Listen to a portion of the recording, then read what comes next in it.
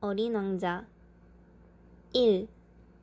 내가 6살 때 원시림에 관해 쓴 체험한 이야기라는 책에서 굉장한 그림을 하나 본 적이 있다.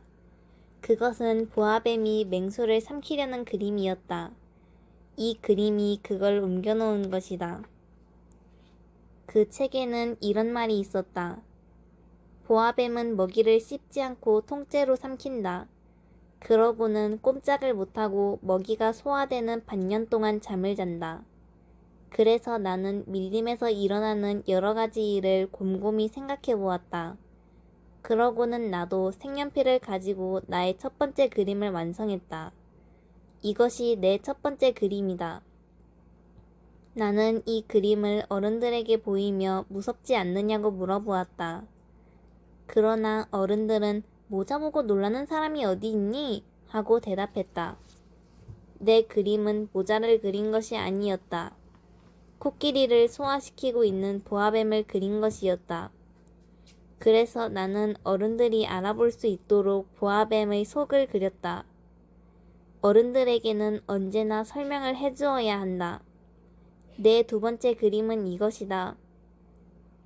어른들은 이번엔 속이 보이고 안 보이고 하는 보아뱀 그림은 집어치우고 차라리 지리, 역사, 산수, 그리고 문법이나 열심히 공부하라고 나에게 충고했다.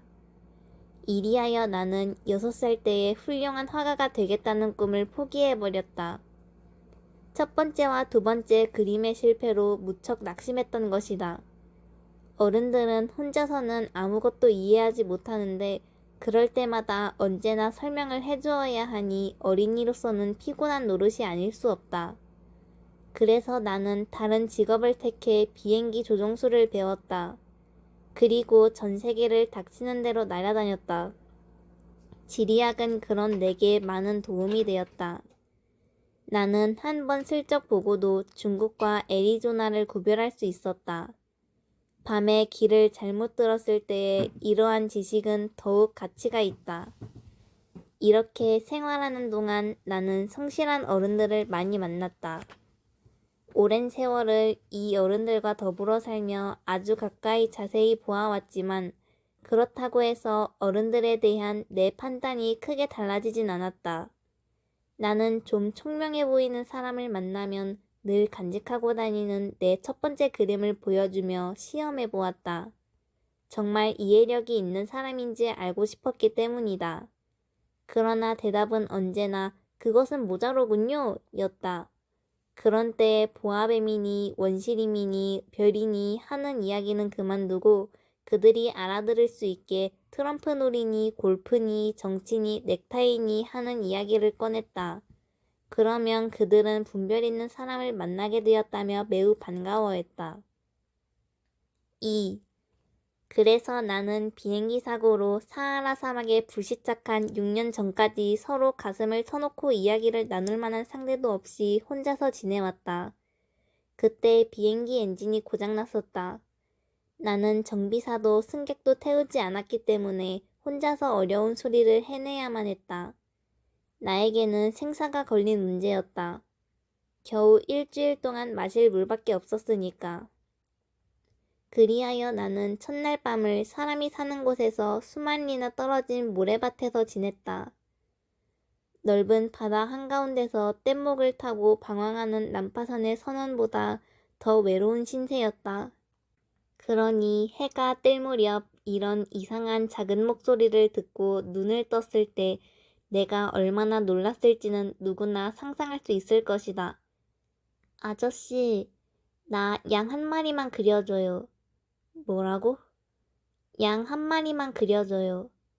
나는 벼락이라도 맞은 것처럼 놀라 벌떡 일어났다. 눈을 비비고는 조심스럽게 주위를 둘러보았다. 나를 심각한 얼굴로 바라보고 서 있는 어린 친구가 보였다. 다음 그림은 내가 나중에 그린 것 중에서 가장 잘 된 그 소년의 초상화이다. 물론 내 그림은 실물보다는 훨씬 못하다. 그러나 그건 내 탓만은 아니다. 어른들 때문에 낙심해 나는 6살 때 화가가 되는 걸 포기했고 보아뱀의 속과 겉모양 이외에는 아무것도 그려보지 못했기 때문이다. 나는 너무나 놀라 눈이 휘둥그레져서 내 앞에 갑자기 나타난 소년을 바라보고만 있었다. 되풀이하지만 나는 사람 사는 지역에서 수만 리나 떨어진 곳에 있었다. 그런데 이 어린 친구는 사막에서 길을 잃고 방황하는 것 같지도 않았다. 피로와 배고픔에 지쳐 있다거나 목이 마르다거나 무서워서 벌벌 떨고 있는 것 같지도 않았다. 아무리 보아도 사람 사는 곳에서 수만 리 떨어진 사막 한복판에서 길을 잃은 아이 같지는 않았다. 이윽고 나는 가까스로 말을 건넸다. 그런데 넌 여기서 뭘 하고 있는 거니?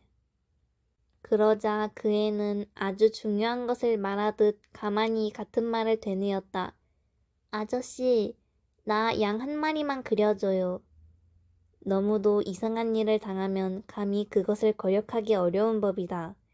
사람이 사는 곳에서 수만 리 떨어진 언제 죽을지 모르는 곳에서 양을 그린다는 것은 어처구니 없는 일이라 생각되었지만 나는 호주머니에서 종이 한 장과 만년필을 꺼냈다. 그러나 나는 그때 지리와 역사, 산수, 문법 이외에는 배운 게 없다는 것을 깨달았다. 나는 약간 시무룩한 얼굴로 그림을 그릴 줄 모른다고 대답했다. 그러자 그는 이렇게 말했다. 괜찮아요. 양 한 마리만 그려주세요. 나는 양을 그려본 일이 전혀 없었다. 그래서 내가 그릴 줄 아는 두 가지 그림 중 하나를 그렸다. 그것은 보아뱀의 겉모습이었다. 그런데 놀랍게도 그 어린 친구는 이렇게 말했다. 아니에요. 이게 아니란 말이에요. 내가 언제 보아뱀 뱃속에 코끼리가 들어있는 그림을 그려달랬어요. 보아뱀은 너무 위험한 동물이에요. 코끼리는 거추장스럽고요. 내가 사는 곳은 모든 것이 다 작아요. 내가 갖고 싶은 것은 양이란 말이에요. 양 한 마리만 그려주세요. 그래서 나는 양을 그렸다. 그 애는 그림을 자세히 들여다보더니 이렇게 말했다. 아니에요. 이 양은 병들었잖아요. 다른 걸 그려주세요. 나는 또 그렸다. 어린 친구는 할 수 없다는 듯이 생긋 웃었다. 아저씨, 이건 양이 아니고 염소예요. 뿔이 나 있잖아요. 그래서 나는 또 그렸다. 그러나 그것도 먼저 번 그림들과 마찬가지로 퇴짜를 맞았다. 이건 너무 늙었어요. 난 오래 살 수 있는 양을 갖고 싶어요. 나는 더 이상 참을 수 없었다. 비행기 엔진 분해를 서둘러야 했으므로 나는 아무렇게나 그림을 끼적거려 놓고 한마디 툭 던졌다. 이건 상자인데 네가 가지고 싶어하는 양은 이 속에 들어있어. 그러나 뜻밖에도 그 어린 재판관의 얼굴이 환해졌다. 이것이 바로 내가 갖고 싶어하던 그림이야. 이 양은 풀을 많이 줘야 하나요, 아저씨? 그건 왜 물어보지? 내가 사는 곳은 모든 것이 작거든요. 이 양이 먹을 정도는 충분히 있을 거야. 내가 준 양은 아주 조그마하니까. 그는 고개를 숙여 그림을 들여다보았다. 그렇게 작지도 않은걸요? 야, 벌써 잠이 들어버렸네. 이렇게 해서 나는 어린 왕자와 알게 되었다. 3. 그가 어디서 왔는지 알기까지는 오랜 시일이 걸렸다. 어린 왕자는 나에게 많은 것을 물었으나 내가 묻는 말에는 별로 신경을 쓰는 것 같지 않았다. 다만 나는 우연히 한마디씩 내뱉는 그의 말로 차츰 모든 것을 알게 되었다. 예를 들면 처음으로 내 비행기를 보았을 때 그는 나한테 이렇게 물었다. 이 물건은 뭐예요? 이건 물건이 아니고 날아다니는 거란다. 비행기라고 하지. 내 비행기야. 나는 하늘을 날아다닌다는 걸 가르쳐주는 게 자랑스러웠다. 그러자 어린 왕자는 소리쳤다. 와! 그럼 하늘에서 떨어졌군요. 그래. 나는 점잖게 대답했다. 야! 그거 참 재미있겠네요. 어린 왕자는 깔깔거리며 아주 유쾌하게 웃었다. 그것이 내 비위를 몹시 건드렸다. 나는 사람들이 나의 불행을 보고 웃는 걸 싫어한다. 그런데 어린 왕자는 말을 이었다. 그럼 아저씨도 하늘에서 왔군요. 어느 별에서 오셨어요? 그 순간 나는 신비에 쌓인 그의 정체를 알아내는데 한 줄기 서광이 비치는 것을 느끼고 벼랑간 이렇게 물었다. 그럼 너는 다른 별에서 왔구나. 그러나 그는 대답이 없었다. 비행기를 들여다보면서 고개만 까딱까딱했다. 이걸 타고 왔다면 그다지 멀리서 오지 못했겠군요. 그러고는 오래오래 무엇인가 곰곰이 생각하더니 어린 왕자는 내가 그려준 그림을 매우 소중한 듯 꺼내어 열심히 들여다보았다. 다른 별들에 대해 약간 비치기만 한 그의 속내 이야기가 내 호기심을 불러일으켰다. 그래서 나는 좀 더 알아보려고 애를 썼다. 얘, 도대체 넌 어디서 왔니? 네가 말한 내가 사는 곳이란 어디지? 그리고 그 양을 어디로 가져가려고 그러니? 한동안 말없이 생각에 잠겨 있다가 그는 대답했다.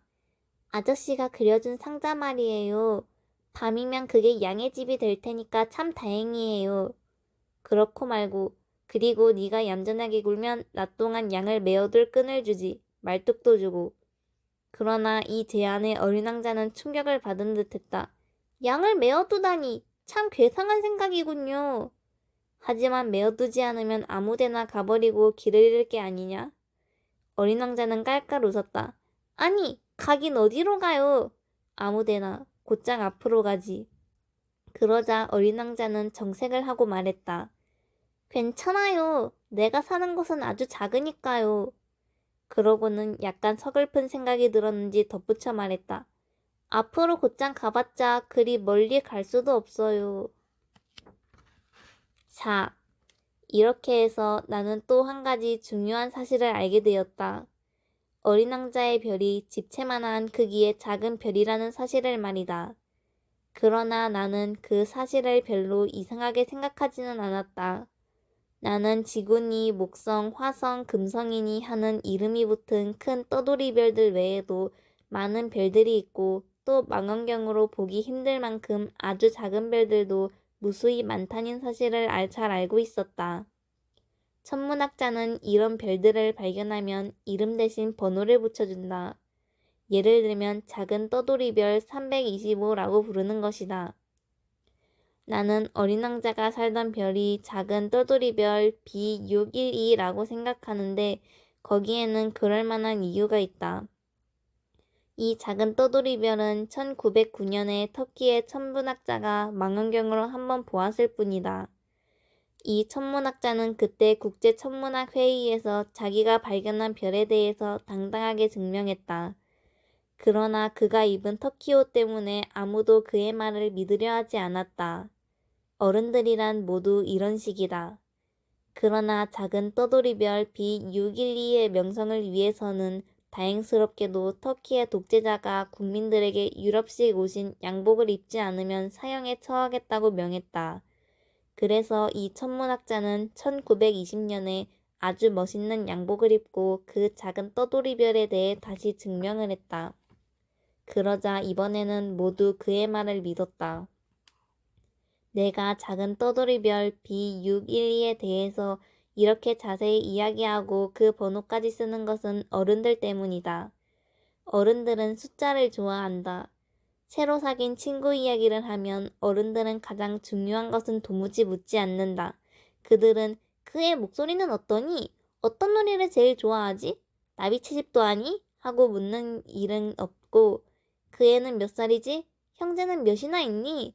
몸무게는 얼마나 나가니? 그의 아버지는 돈을 많이 버시니? 라고만 물어댄다. 어른들은 그런 숫자를 통해서만 그 애가 어떤 사람인지 알 수 있다고 생각한다. 만약 어른들에게 창틀에는 제라늄이 피어있고 지붕에는 비둘기들이 놀고 있는 아름다운 붉은 벽돌집을 보았다 라고 말하면 그들은 그 집이 어떻게 생겼는지 머릿속에 떠올리지 못한다. 그러나 2억 원짜리 집을 보았다 라고 하면 어른들은 야, 참 훌륭한 집이구나 하고 감탄할 것이다. 그러므로 어린 왕자는 몹시 귀여웠고 깔깔대고 웃었으며 양을 가지고 싶어 했다. 이것이 그가 이 세상에 있었던 증거이다. 어떤 사람이 양을 가지고 싶어 하면 그것이 그가 이 세상에 있다는 증거이다. 라고 말하면 어른들은 당치도 않은 말이라는 듯 어깨를 으쓱해 보이며 우리를 어린애로 취급할 것이다. 그러나 어린 왕자가 작은 떠돌이별 B612에서 왔다라고 하면 어른들은 우리말을 알아들을 것이고 또 여러 가지 질문으로 귀찮게 굴지도 않을 것이다. 어른들이란 다 그렇다. 그렇다고 어른들을 나쁘게 생각해서는 안 된다. 아이들은 항상 어른들에게 너그러워야 한다. 그러나 인생을 이해하는 우리는 물론 숫자 같은 건 대수롭게 여기지 않는다. 나는 이 이야기를 옛날 이야기처럼 시작하고 싶었다.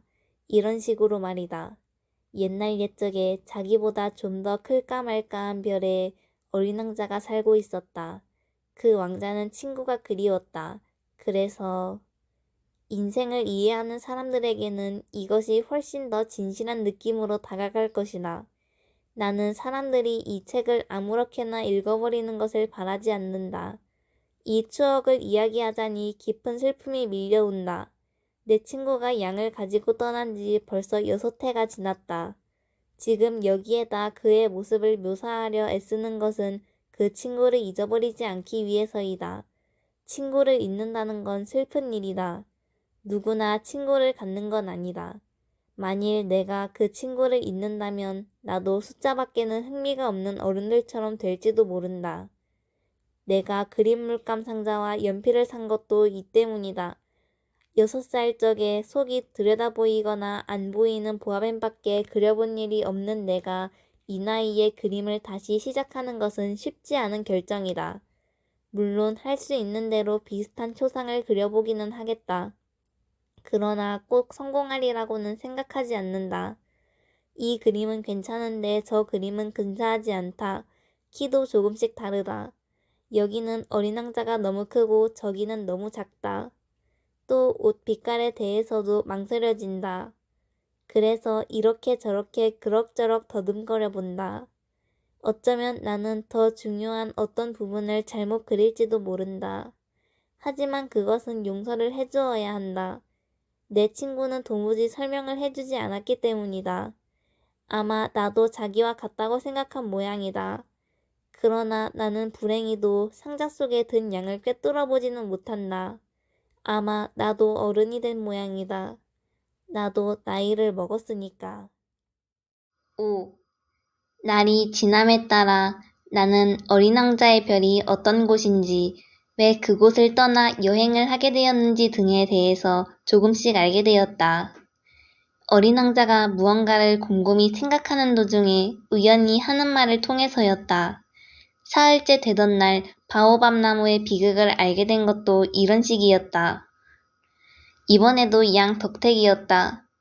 왜냐하면 어린 왕자가 무슨 중대한 의문이나 생긴 듯이 갑자기 이렇게 물었기 때문이다. 양이 작은 나무를 먹는다는 게 정말인가요? 그럼 정말이고 말고. 야, 참 좋다. 양이 작은 나무를 먹는 것이 왜 그다지도 중요한 것인지 나는 이해하지 못했다. 그러나 어린 왕자는 말을 이었다. 그러니까 바오밥 나무도 먹을 수 있겠네? 나는 바오밥 나무는 작은 나무가 아니라 성당만큼이나 큰 나무고 그래서 코끼리를 한때 물고 간다 하더라도 다 먹어치우지 못한다고 어린 왕자에게 설명해 주었다. 코끼리 떼라는 말에 어린 왕자는 웃으며 말했다. 그놈들을 모두 포개 놓아야겠네. 그리고 영리하게 이런 말도 했다. 바오밥 나무도 크기 전엔 조그맣게 돋아나잖아요. 물론 그렇지. 그렇지만 어째서 작은 바오밥 나무를 양에게 먹이려고 하는 거냐? 아이 참! 그는 대답할 필요도 없다는 듯이 그렇게 말했다. 그래서 나는 혼자 이 수수께끼를 푸느라 머리를 싸매지 않으면 안 되었다. 과연 어린 왕자의 별에도 다른 별이나 마찬가지로 좋은 풀과 나쁜 풀이 있다. 따라서 좋은 풀에 좋은 씨와 나쁜 풀에 나쁜 씨가 있다. 그러나 씨는 보이지 않는다. 땅속에서 몰래 자고 있다가 그 중에 하나가 깨어날 생각에 사로잡힌다. 그러면 기지개를 켜고 우선 아무 힘도 없는 예쁘고 조그만 싹을 해를 향해 조심조심 내민다. 무나 장미의 싹이라면 마음대로 자라게 내버려둘 수가 있다. 그러나 나쁜 풀이면 곧 뽑아버려야 한다. 그런데 어린 왕자의 별에는 무서운 씨가 있었으니 그것은 바로 바오밥 나무의 씨였다. 바오밥 나무는 자칫 늦게 손을 쓰면 영 없애버릴 수가 없게 된다. 그놈은 별 전체를 덮어버리고 뿌리로 별에 구멍을 뚫어놓는다. 만일 별이 작고 바오밥 나무가 너무 많으면 별은 산산조각이 나고 만다. 어린 왕자는 나중에 이런 말을 했다. 그건 규율 문제예요. 아침 몸단장을 하고 나면 정성 들여 별의 몸단장을 해줘야 돼요. 장미와 구별할 수 있게 되면 곧 바오바브 나무를 뽑아버리도록 규칙적으로 신경을 써야 해요. 그건 대단히 귀찮지만 매우 쉬운 일이기도 해요. 그러고는 나더러 그림을 한 장 정성껏 그려서 우리 땅에 살고 있는 어린이들이 이런 사정을 잘 알 수 있게 하라고 했다. 그 어린이들이 어느 때고 여행을 할 때 도움이 될 거예요. 할 일을 나중으로 미루는 게 괜찮은 때도 있지만 바오밥나무의 경우에는 큰일 나요. 난 게으름뱅이가 사는 별을 하나 아는데 그 게으름뱅이가 작은 나무 셋을 허술하게 여겼다가 그래서 어린 왕자가 일러주는 대로 그림을 그렸다. 나는 성인군자 같은 투로 말하기는 싫다. 그러나 바오밥 나무의 위험이 하나도 알려져 있지 않고 또 길을 잘못 들어 어떤 작은 떠돌이별에 발을 들여놓을 사람이 겪을 위험은 너무 크기에 이번 한 번만은 침묵을 깨기로 한다. 어린이 여러분, 바오밥 나무를 조심하라. 내가 이 그림에 이렇게까지 정성을 들인 것은 나와 마찬가지로 오래전부터 모르는 사이에 위험에 둘러싸여 있는 내 친구들에게 경각심을 일깨우기 위해서이다. 그들은 아마 이런 생각을 하리라. 이 책에는 왜 바오밥 나무만큼 굉장한 다른 그림이 없을까? 그 대답은 지극히 간단하다. 그려보았지만 성공하지 못했다. 바오밥 나무를 그릴 때에는 위급하다는 생각에 사로잡혔던 것이다. 아, 어린 왕자. 나는 이렇게 해서 조금씩 네 쓸쓸한 생활을 알게 되었다. 너는 해지는 고요한 풍경을 바라보는 것밖에는 오랫동안 즐거움이라는 게 없었지. 나는 넷째 날 아침 네가 이런 말을 했을 때에 이 새로운 사실을 알았다. 나는 해지는 풍경이 좋아.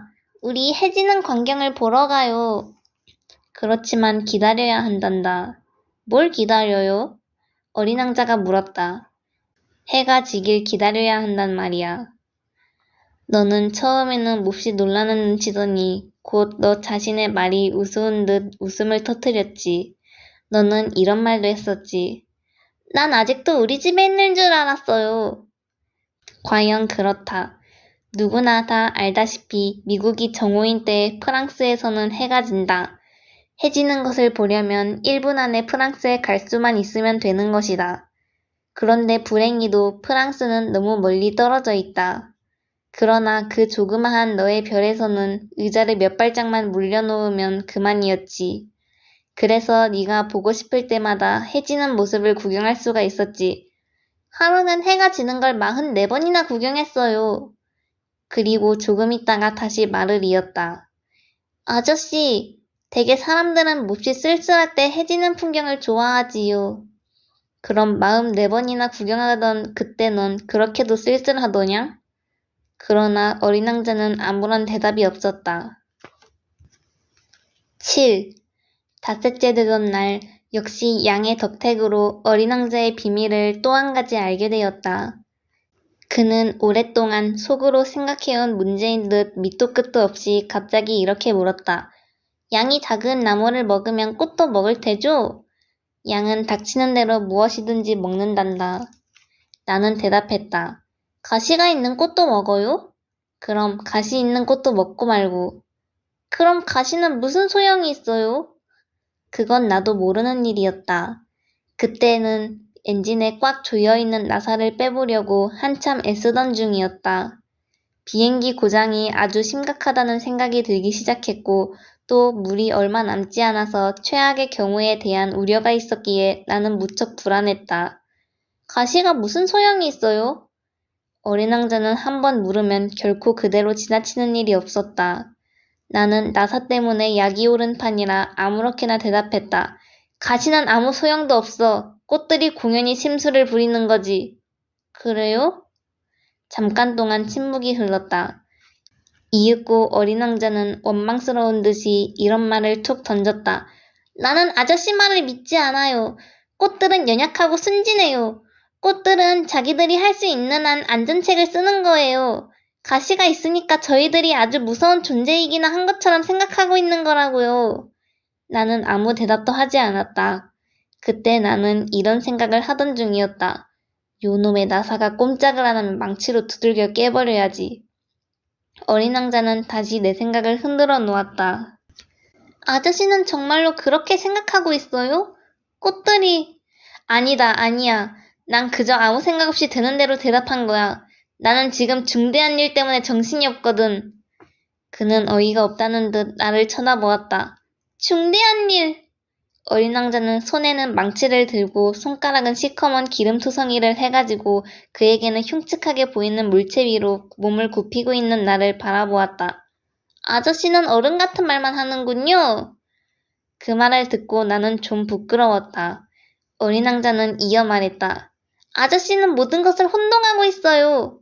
그는 정말로 화가 잔뜩 나 있었으며 그의 금빛 머리카락은 바람에 휘날리고 있었다. 나는 얼굴이 시뻘건 어떤 신사 한 분이 사는 별을 알고 있어요. 그는 꽃향기를 맡아본 일도 없고 별을 구경한 일도 없어요. 그는 누구를 사랑한 일도 없고 매일 하고 있는 일이란 그저 숫자를 더하는 일뿐이지요. 그리고 온종일 아저씨처럼 나는 중요한 일로 바쁘단 말이야 하고 대내고 있어요. 그게 무슨 자랑이냐 뽐내면서요. 그렇지만 그는 사람이 아니에요. 그는 버섯이에요. 뭐라고? 버섯이라고요. 어린 왕자는 화가 나서 얼굴이 하얗게 질려 있었다. 수백만 년 전부터 꽃은 가시를 만들어 왔어요. 양도 마찬가지로 수백만 년 전부터 꽃을 먹어왔고요. 그런데 어째서 아무 소용도 없는 가시를 만드느라 고생을 하는지 알아보려고 하는 게 중요하지 않다는 말이에요? 꽃과 양의 싸움은 큰일이 아니란 말인가요? 이게 얼굴 시뻘건 뚱뚱보 신사의 덧셈보다 더 중대하고 중요한 일이 아니겠어요? 만약에 내 별 말고 다른 데 없는 이 세상에 단 하나밖에 없는 꽃을 어린 양이 모르고 단번에 따먹어버린다면 그게 중대한 일이 아니란 말이에요? 말을 할수록 어린 왕자의 창백하던 얼굴이 붉어졌다. 만약 어떤 사람이 수백만 개의 별 중에 단 하나밖에 없는 꽃을 사랑한다면 별들만 쳐다봐도 행복할 거예요. 속으로 저기 어딘가에 내 꽃이 있겠지 하고 생각할 수 있거든요. 그렇지만 양이 그 꽃을 먹어봐요. 이건 그에게는 별들이 모두 갑자기 빛을 잃는 거나 마찬가지예요. 그런데도 이게 중대한 일이 아니란 말이에요? 어린 왕자는 말을 잇지 못하고 갑자기 흐느끼기 시작했다. 해는 이미 진 뒤였다. 나는 손에 들었던 공구들을 내려놓았다. 지금 이 순간 망치나 나사나 목마름, 죽음이 뭐 그리 대단한가? 어떤 별, 어떤 떠돌이별, 내 별, 즉 지구 위에 위로를 해주어야 할 어린 왕자가 있는 것이다. 나는 그를 품에 안고 조용히 흔들면서 말했다. 네가 사랑하는 꽃은 위험하지 않아. 네 양에게 굴레를 그려주마. 그리고 꽃을 둘러쌀 울타리도 그려줄게. 또 나는 무슨 말을 해야 할지 알 수가 없었다. 내가 무척 서투르다는 느낌이 들었다. 어떻게 해야 그를 감동시키고 그의 마음을 붙잡을 수 있을지 알 수 없었다. 눈물의 나라란 그다지도 신비로운 것이다. 8. 나는 이내 그 꽃에 대한 것을 좀 더 잘 알게 되었다. 어린 왕자의 별에는 전부터 꽃잎이 한 겹인 아주 소박한 꽃들이 있었는데 그 꽃들은 자리도 별로 차지하지 않고 누구를 귀찮게 하는 일도 없었다. 어느 날 아침 풀 속에 나타났다가는 저녁에 조용히 시들어버리는 꽃이었다. 그러나 어느 날 아무도 모르는 곳에서 날아온 씨가 싹튼 것이다. 이 싹은 전혀 새로운 것이었다. 자기 별에 있는 조그마한 싹들과는 전혀 달랐기 때문에 어린 왕자는 이 싹을 무척 주의해서 살펴보았다. 새로운 종류의 바오밥 나무일지도 모르기 때문이다.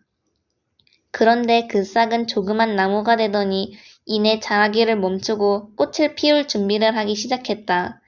커다란 꽃망울이 맺히는 것을 본 어린 왕자는 거기에서 어떤 기적적인 것이 나타나리라고 생각했다.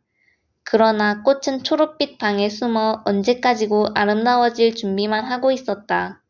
세심하게 빛깔을 고르고 꽃잎을 하나하나 다듬고 치장하느라 바빴다. 개양귀비처럼 꾸깃꾸깃한 모습으로 나오기가 싫었던 것이다. 눈이 부실 만큼 아름다운 모습으로 세상에 나타나고 싶어 했다. 정말 요염한 꽃이었다. 이렇게 꽃의 신비로운 단장은 며칠이고 계속되었다. 그러더니 어느 날 아침 해가 뜰 무렵에 이 꽃은 활짝 피어났다. 그런데 그렇게도 정성을 들여 치장하고 난 꽃은 하품을 하면서 이렇게 말했다. 아, 이제야 겨우 잠이 깼답니다. 용서하세요. 머리가 온통 헝클어져 있네요. 그러나 왕자는 꽃의 아름다움에 감탄하지 않을 수 없었다. 오, 정말 아름답구나. 그래요? 저는 햇님과 함께 태어났어요. 꽃은 조용히 대답했다. 어린 왕자는 그 꽃이 그다지 겸손하지는 않다고 생각했다. 그러나 몹시도 마음을 움직이는 꽃이었다. 조금 있다가 꽃이 말을 이었다. 아침 먹을 시각이에요. 제 식사 좀 가져다 주시겠어요? 어린 왕자는 어리둥절해하다가 맑은 물 한 통을 가지고 와서 꽃에게 주었다. 꽃은 그때부터 까다로운 허영심으로 어린 왕자를 괴롭혔다. 가령 어떤 날은 제가 가지고 있는 4개의 가시에 대해 이야기하면서 어린 왕자에게 이런 말을 하기도 했다. 호랑이들이 발톱을 세우고 올 테면 와보라지요. 내 별에는 호랑이가 없어. 그리고 호랑이는 풀 같은 건 먹지 않아. 어린 왕자는 반박했다. 그러나 꽃은 나직이 대답했다. 나는 풀이 아니에요. 잘못했어. 나는 호랑이는 조금도 무섭지 않지만 바람과 마주치는 건 질색이에요. 바람막이가 없으세요? 바람과 마주치는 게 질색이라 식물치고는 운이 안 좋군. 이렇게 말하면서 어린 왕자는 속으로 생각했다. 이 꽃은 꽤 까다롭군. 밤에는 유리덮개를 씌워주세요. 당신 집은 대단히 춥군요. 시설이 좋지 않아요. 내가 있었던 곳은... 그러나 꽃은 말끝을 맺지 못했다. 그 꽃은 씨의 형태로 온 만큼 다른 세상에 대해서는 아무것도 알지 못했다. 이렇게 속이 들여다보이는 거짓말을 한 꽃은 부끄러움을 감추기 위해 2~3번 기침을 했다. 바람막이는 어떻게 되었죠? 가지러 가던 참이었는데 너가 계속 말을 걸었잖아. 그러자 꽃은 어린 왕자에게 가책을 느끼게 할 양으로 기침을 더 세게 했다. 이리하여 어린 왕자는 사랑에서 우러나오는 호의를 품었으면서도 이내 그 꽃을 의심하게 되었다. 그는 아무렇지도 않은 말을 심각하게 생각했고 그것이 그를 불행하게 했다. 하루는 어린 왕자가 내게 이런 속사정을 얘기했다. 꽃이 하는 말을 귀담아 듣지 말았어야 했어요. 꽃이 하는 말에는 절대로 귀를 기울여선 안 돼요. 꽃은 단지 바라보고 향기만 맡아야 해요. 그 꽃도 내 별의 향기를 떨치고 있었지만 나는 그걸 즐길 수가 없었어요. 그 발톱 이야기를 듣고 무척 약이 올랐지만 사실은 가엾은 생각이 들었어야 했는데. 또 이런 속내도 이야기했다. 나는 그때 아무것도 이해할 수 없었어요. 그 꽃의 말이 아니라 행동으로 모든 것을 판단해야 했어요. 꽃은 내게 향기와 눈부신 아름다움을 선사했는데 그런 식으로 도망을 치지 말았어야 했어요. 그 가련한 꾀 뒤에 애정이 숨어 있다는 걸 눈치챘어야 했는데 꽃들은 어긋나는 말을 무척 잘하니까. 그렇지만 나는 꽃을 사랑하기에는 너무 어렸어요. 나는 어린 왕자가 철새들의 이동을 이용해서 그의 별을 빠져나왔으리라 생각한다. 길을 떠나던 날 아침 그는 그의 별을 깨끗이 정돈해 놓았다. 불을 뿜는 화산을 정성 들여 청소했다. 어린 왕자의 별에는 화라산이 2개 있었는데 그것은 아침밥을 지어 먹는데 매우 편리했다. 그리고 꺼진 화산도 하나 있었다. 그러나 어린 왕자는 어떻게 될지 알 수 없어요 라고 말했다. 그래서 그는 꺼진 화산도 청소해 주었다. 화산은 청소만 잘하면 폭발하지 않고 조용히 규칙적으로 불을 뿜는다. 화산 폭발은 벽난로의 불길과 마찬가지인 것이다. 물론 지구에 사는 우리는 너무도 작아서 우리의 화산을 청소해 줄 수는 없다. 그렇기 때문에 화산으로 인해서 많은 곤란을 당하는 것이다. 어린 왕자는 좀 쓸쓸한 마음으로 최근에 도단한 바오밥 나무의 싹도 뽑아주었다. 다시는 못 돌아오리라 생각했던 것이다. 그런데 늘 해오던 이런 일이 그날 아침에는 유난스레 다정하게 느껴졌다. 꽃에게 마지막으로 물을 주고 유리덮개를 씌워 잘 보호하려고 했을 때에는 울음이 터져나오려고 했다. 잘 있어. 그러나 꽃은 대답하지 않았다. 잘 있어. 그는 다시 한번 말했다. 꽃은 기침을 했다. 그러나 감기 때문은 아니었다. 나는 정말 바보였어요. 용서해주세요. 부디 행복하세요. 마침내 꽃은 말했다. 어린 왕자는 꽃이 심술을 부리지 않는 것이 오히려 이상했다. 그는 유리덮개를 손에 든 채 어쩔 줄 모르고 우두커니 서 있었다. 이 꽃이 왜 이렇게 얌전한지 알 수가 없었다. 물론 나는 당신을 사랑해요. 꽃은 왕자에게 이렇게 말하고 덧붙였다. 당신은 그걸 전혀 몰랐지요. 그건 내 탓이에요. 그렇지만 당신도 나처럼 어리석었어요. 부디 행복하세요. 그 유리덮개는 내버려두세요. 이젠 필요 없어요. 그렇지만 바람이... 내 감기는 대단한 것이 아니에요. 찬바람은 오히려 내게 이로울 거예요. 나는 꽃이니까요. 하지만 벌레들이... 나비를 보려면 벌레 2~3마리쯤은 견뎌야 해요. 나비는 참 예쁜 모양이던데. 그렇지 않으면 누가 나를 찾아주겠어요. 당신은 멀리 가 있을 거고 큰 짐승들은 조금도 겁날 것 없어요. 나한테는 발톱이 있으니까요. 꽃은 천진스럽게 제 가시 4개를 가리키며 말을 이었다. 그렇게 우물쭈물하지 마요. 떠나기로 작정했잖아요. 자, 떠나세요. 꽃은 우는 모습을 어린 왕자에게 보이고 싶지 않았다. 그렇게도 자존심이 강한 꽃이었다. 10. 어린 왕자의 별은 작은 떠돌이별 325, 326, 327, 328, 329, 그리고 330과 가까이 있었다. 그래서 왕자는 견문을 넓힐 생각으로 이 별들부터 찾아가 보기로 했다. 맨 처음 찾아간 별에는 왕이 살고 있었다. 왕은 붉은 옷에 단비 모피로 만든 옷을 입고 검소하면서도 위엄이 있는 옥자에 앉아 있었다. 아, 신하가 하나 왔도다. 어린 왕자를 보자 왕은 소리쳤다. 나를 한 번도 본 일이 없는데 어떻게 알아볼까? 어린 왕자는 이상하게 여겼다.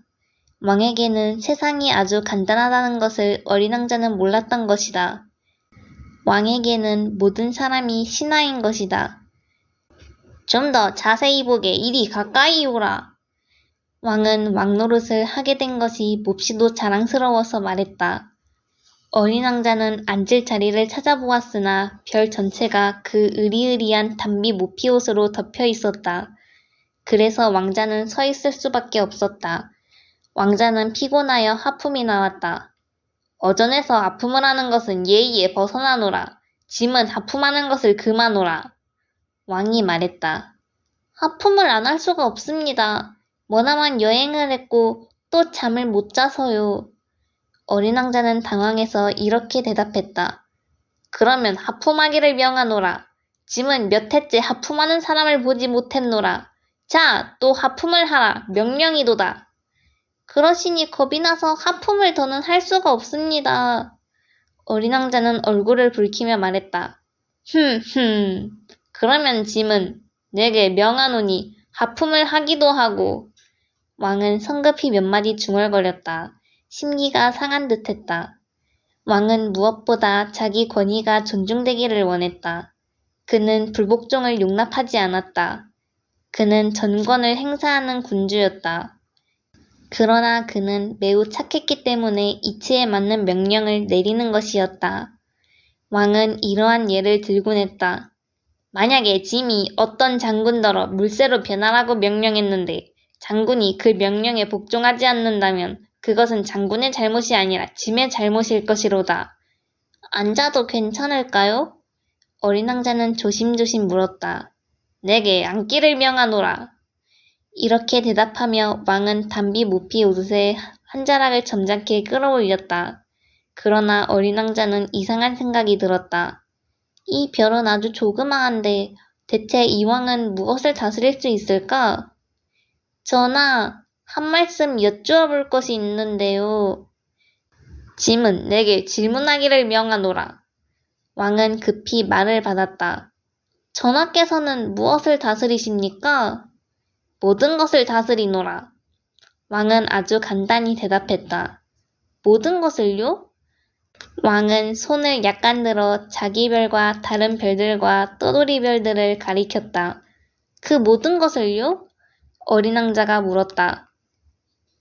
그 모든 것을. 왕은 대답했다.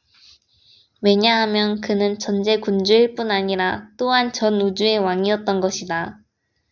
그러면 별들이 전하의 명령에 복종합니까? 물론이니라.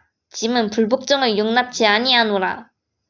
어린 왕자는 그 굉장한 권능에 감탄에 맞지 않았다.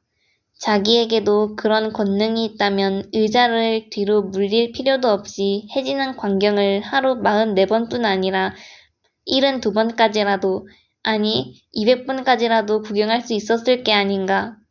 문득 버리고 온 작은 별 생각이 나서 약간 슬퍼진 왕자는 용기를 내어 왕에게 한 가지 청을 했다.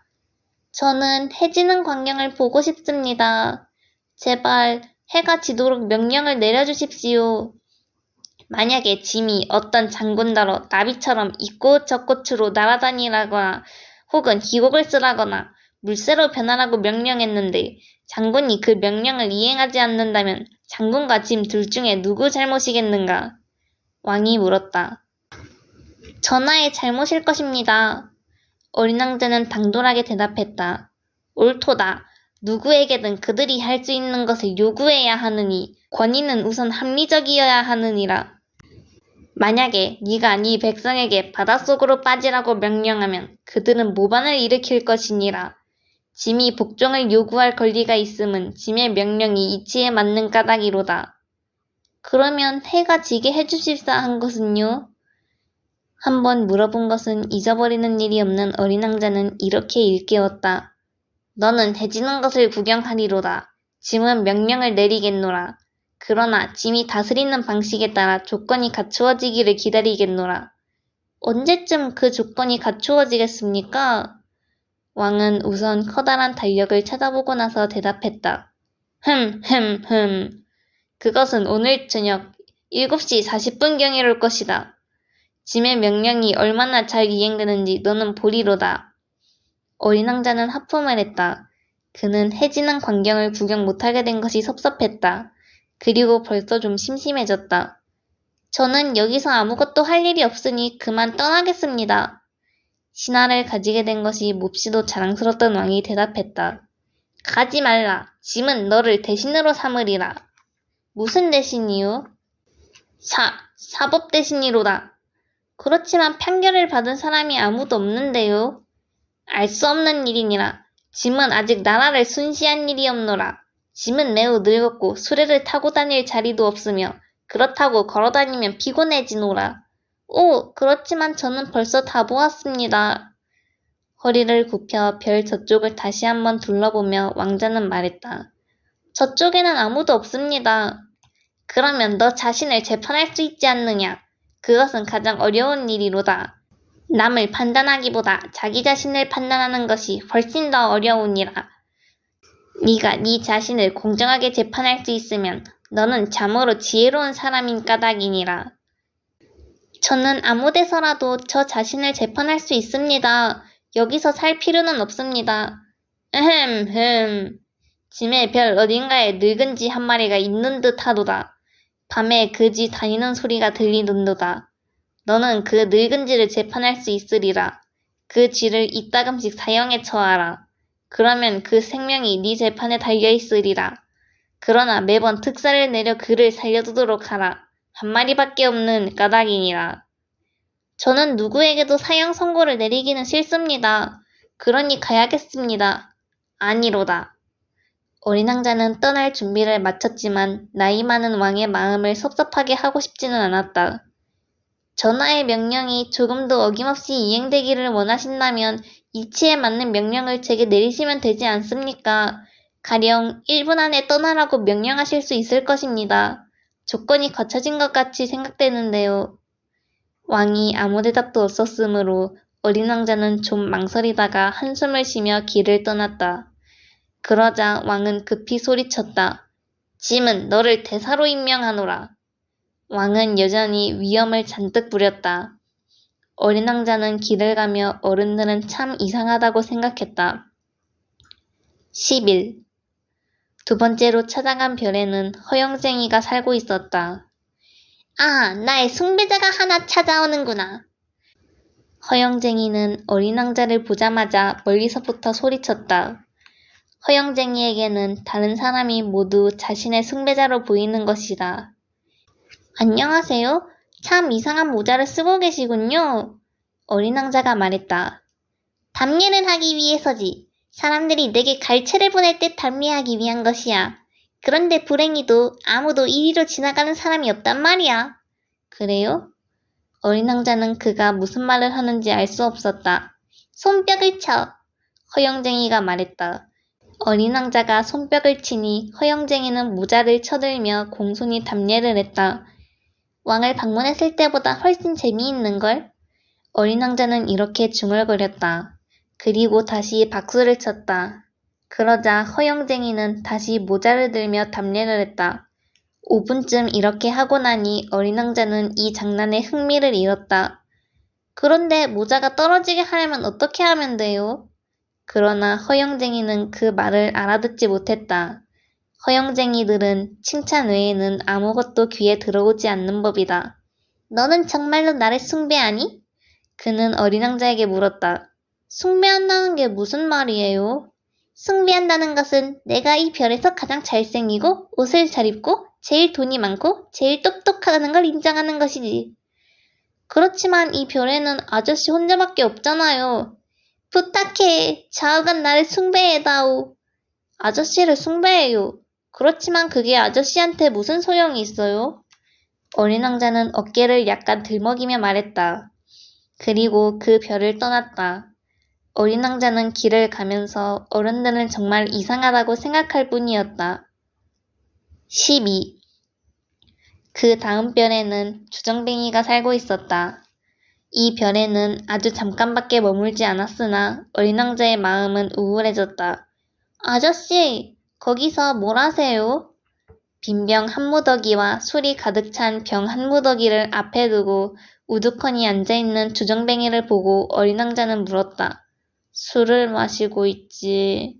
주정뱅이는 몹시 침울한 표정으로 대답했다. 술을 왜 마셔요? 잊어버리려고 마시는 거야. 무얼 잊어버리려고요? 어린 왕자는 그 주정뱅이가 측은하게 생각되었다. 창피한 걸 잊어버리려고 마시지. 주정뱅이는 머리를 숙이며 고백했다. 무엇이 창피해요? 어린 왕자는 그를 돕고 싶은 마음에 이렇게 물었다. 술 마시는 게 창피하지. 주정뱅이는 이렇게 말하고 다시는 입을 열지 않았다. 어린 왕자는 머리를 갸웃거리며 그 별을 떠났다. 어린 왕자는 길을 가며 어른들은 정말이지 괴상하고도 야릇하다고 생각했다. 13. 네 번째 별에는 상인이 살고 있었다. 이 사람은 무엇이 그렇게 바쁜지 어린 왕자가 왔는데도 머리조차 쳐들지 않았다. 안녕하세요, 아저씨. 담뱃불이 꺼졌네요. 어린 왕자가 말했다. 셋에다 둘을 보태면 다섯, 다섯에다 일곱이면 열둘, 열둘에 셋을 더하면 열다섯, 안녕, 열다섯에다 일곱을 더하면 스물둘, 스물둘에다 여섯을 더하면 스물여덟, 다시 담뱃불을 붙일 시간도 없구나. 26에 다섯을 보태면 31라. 휴, 그러니까 5억 162만 2730일이 되는구나. 무엇이 5억이에요? 응? 너 아직 거기 있었구나? 저 5억 100만. 잊어버렸다. 하도 바빠서. 나는 착실한 사람이야. 쓸데없는 짓은 하지 않지. 둘에다 다섯을 더하면 7. 무엇이 5억 100만이란 말이에요? 한번 물어본 말은 절대로 그냥 지나쳐본 일이 없는 어린 왕자가 다시 물었다. 상인은 머리를 쳐들었다. 내가 54년째 이 별에 살고 있지만 그동안 방해를 받은 일은 3번밖에 없어. 첫 번째는 22년 전인데 어디선가 풍뎅이가 한 마리 날아왔어. 그놈이 어찌나 요란스러운 소리를 내는지 더하기를 4군데나 들렸지. 두 번째는 11년 전에 신경통이 도진 일이었어. 나는 운동이 부족해. 산책할 시간이 없단 말이야. 나는 착실한 사람이니까. 세 번째가 너다. 가만히 있자 5억 100만이라고 했겠다. 무엇이 5억이고 100만이란 말이에요? 상인은 조용히 일할 가망이 없음을 깨달았다. 때때로 하늘에 보이는 저 조그만 물체들 말이다. 파리 말이에요? 아니다, 아니야. 반짝반짝 빛나는 조그만 물체 말이야. 그럼 벌말인가요? 아니라니까. 게으름뱅이들이 멍청이 공상을 하게 만드는 금빛이 도는 조그만 것들 말이야. 아, 별들 말이군요. 그래, 맞았어. 별 말이야. 별 5억 100만 개를 가지고 무얼 하는 거죠? 정확히 5억 160만 2731개야. 나는 아주 착실하고 정확한 사람이다. 그러니까 그 별을 가지고 무얼 하는데요? 무얼 하느냐고? 그래요. 하긴 무얼해. 그걸 소유하고 있는 것이지. 별을 소유하고 있다고요? 그럼. 그렇지만 내가 전에 만난 어떤 왕은 소유하는 것이 아니라 다스리는 거다. 그건 아주 다른 뜻이란다. 그럼 별을 소유하는 게 아저씨한테 무슨 소용이 있어요? 부자가 되는 거지. 그럼 부자가 되는 건 또 무슨 소용이 있어요? 누군가가 다른 별을 발견하면 그걸 살 수가 있는 거지. 어린 왕자는 이 사람도 주정뱅이와 비슷한 말을 하고 있다고 생각했다. 그래도 그는 다시 물었다. 어떻게 하면 별을 소유할 수 있어요? 별들이 누구의 것이냐? 상인은 투덜거리며 어린 왕자에게 되물었다. 잘 모르지만 임자가 없지요, 뭐. 그러니까 내 것이지. 내가 제일 먼저 그걸 생각해냈으니까. 생각만으로 차지할 수 있어요? 물론이지. 네가 주인 없는 금강석을 얻으면 그것은 네 것이지. 네가 무슨 생각을 맨 처음으로 하면 그것에 대해서 특허를 내야 해. 그 생각은 네 것이니까. 마찬가지로 별을 소유할 생각을 나보다 먼저 한 사람이 없으니까 별들은 내 차지가 된단 말이야. 그건 그렇겠네요. 그런데 아저씨는 그걸 가지고 무얼 해요? 관리하는 거야. 그 별들을 세고 또 세지. 그건 어려운 일이야. 그러나 나는 착실한 사람이니까. 어린 왕자는 그래도 이해가 되지 않았다. 나는 말이에요. 목도리가 있으면 그걸 목에 두르고 다녀요. 또 꽃이 있으면 그걸 따서 가지고 다니지요. 그렇지만 아저씨는 별을 딸 수 없잖아요. 응, 하지만 나는 그것들을 은행에 맡길 수가 있지. 그게 무슨 말이에요? 조그만 종이에다 내 별의 수를 적어서 서랍에 넣고 잠근단 말이야. 그뿐인가요? 그것만으로 충분하지. 그거 재미있네. 꽤 시적인데. 그렇지만 그리 중요한 일은 아니군. 어린 왕자는 생각했다. 어린 왕자가 중요한 일이라고 생각하는 것은 어른들이 생각하는 그것과는 완전히 달랐다. 어린 왕자는 대화를 계속했다. 나는 꽃을 가지고 있어요. 매일 물을 주고 그 꽃을 돌보죠. 화산도 셋 있는데 일주일에 한 번씩은 꼭 그 흐름을 털어내고 청소를 하죠. 죽은 화산까지도 쑤셔주죠. 어떻게 될지 모르니까요.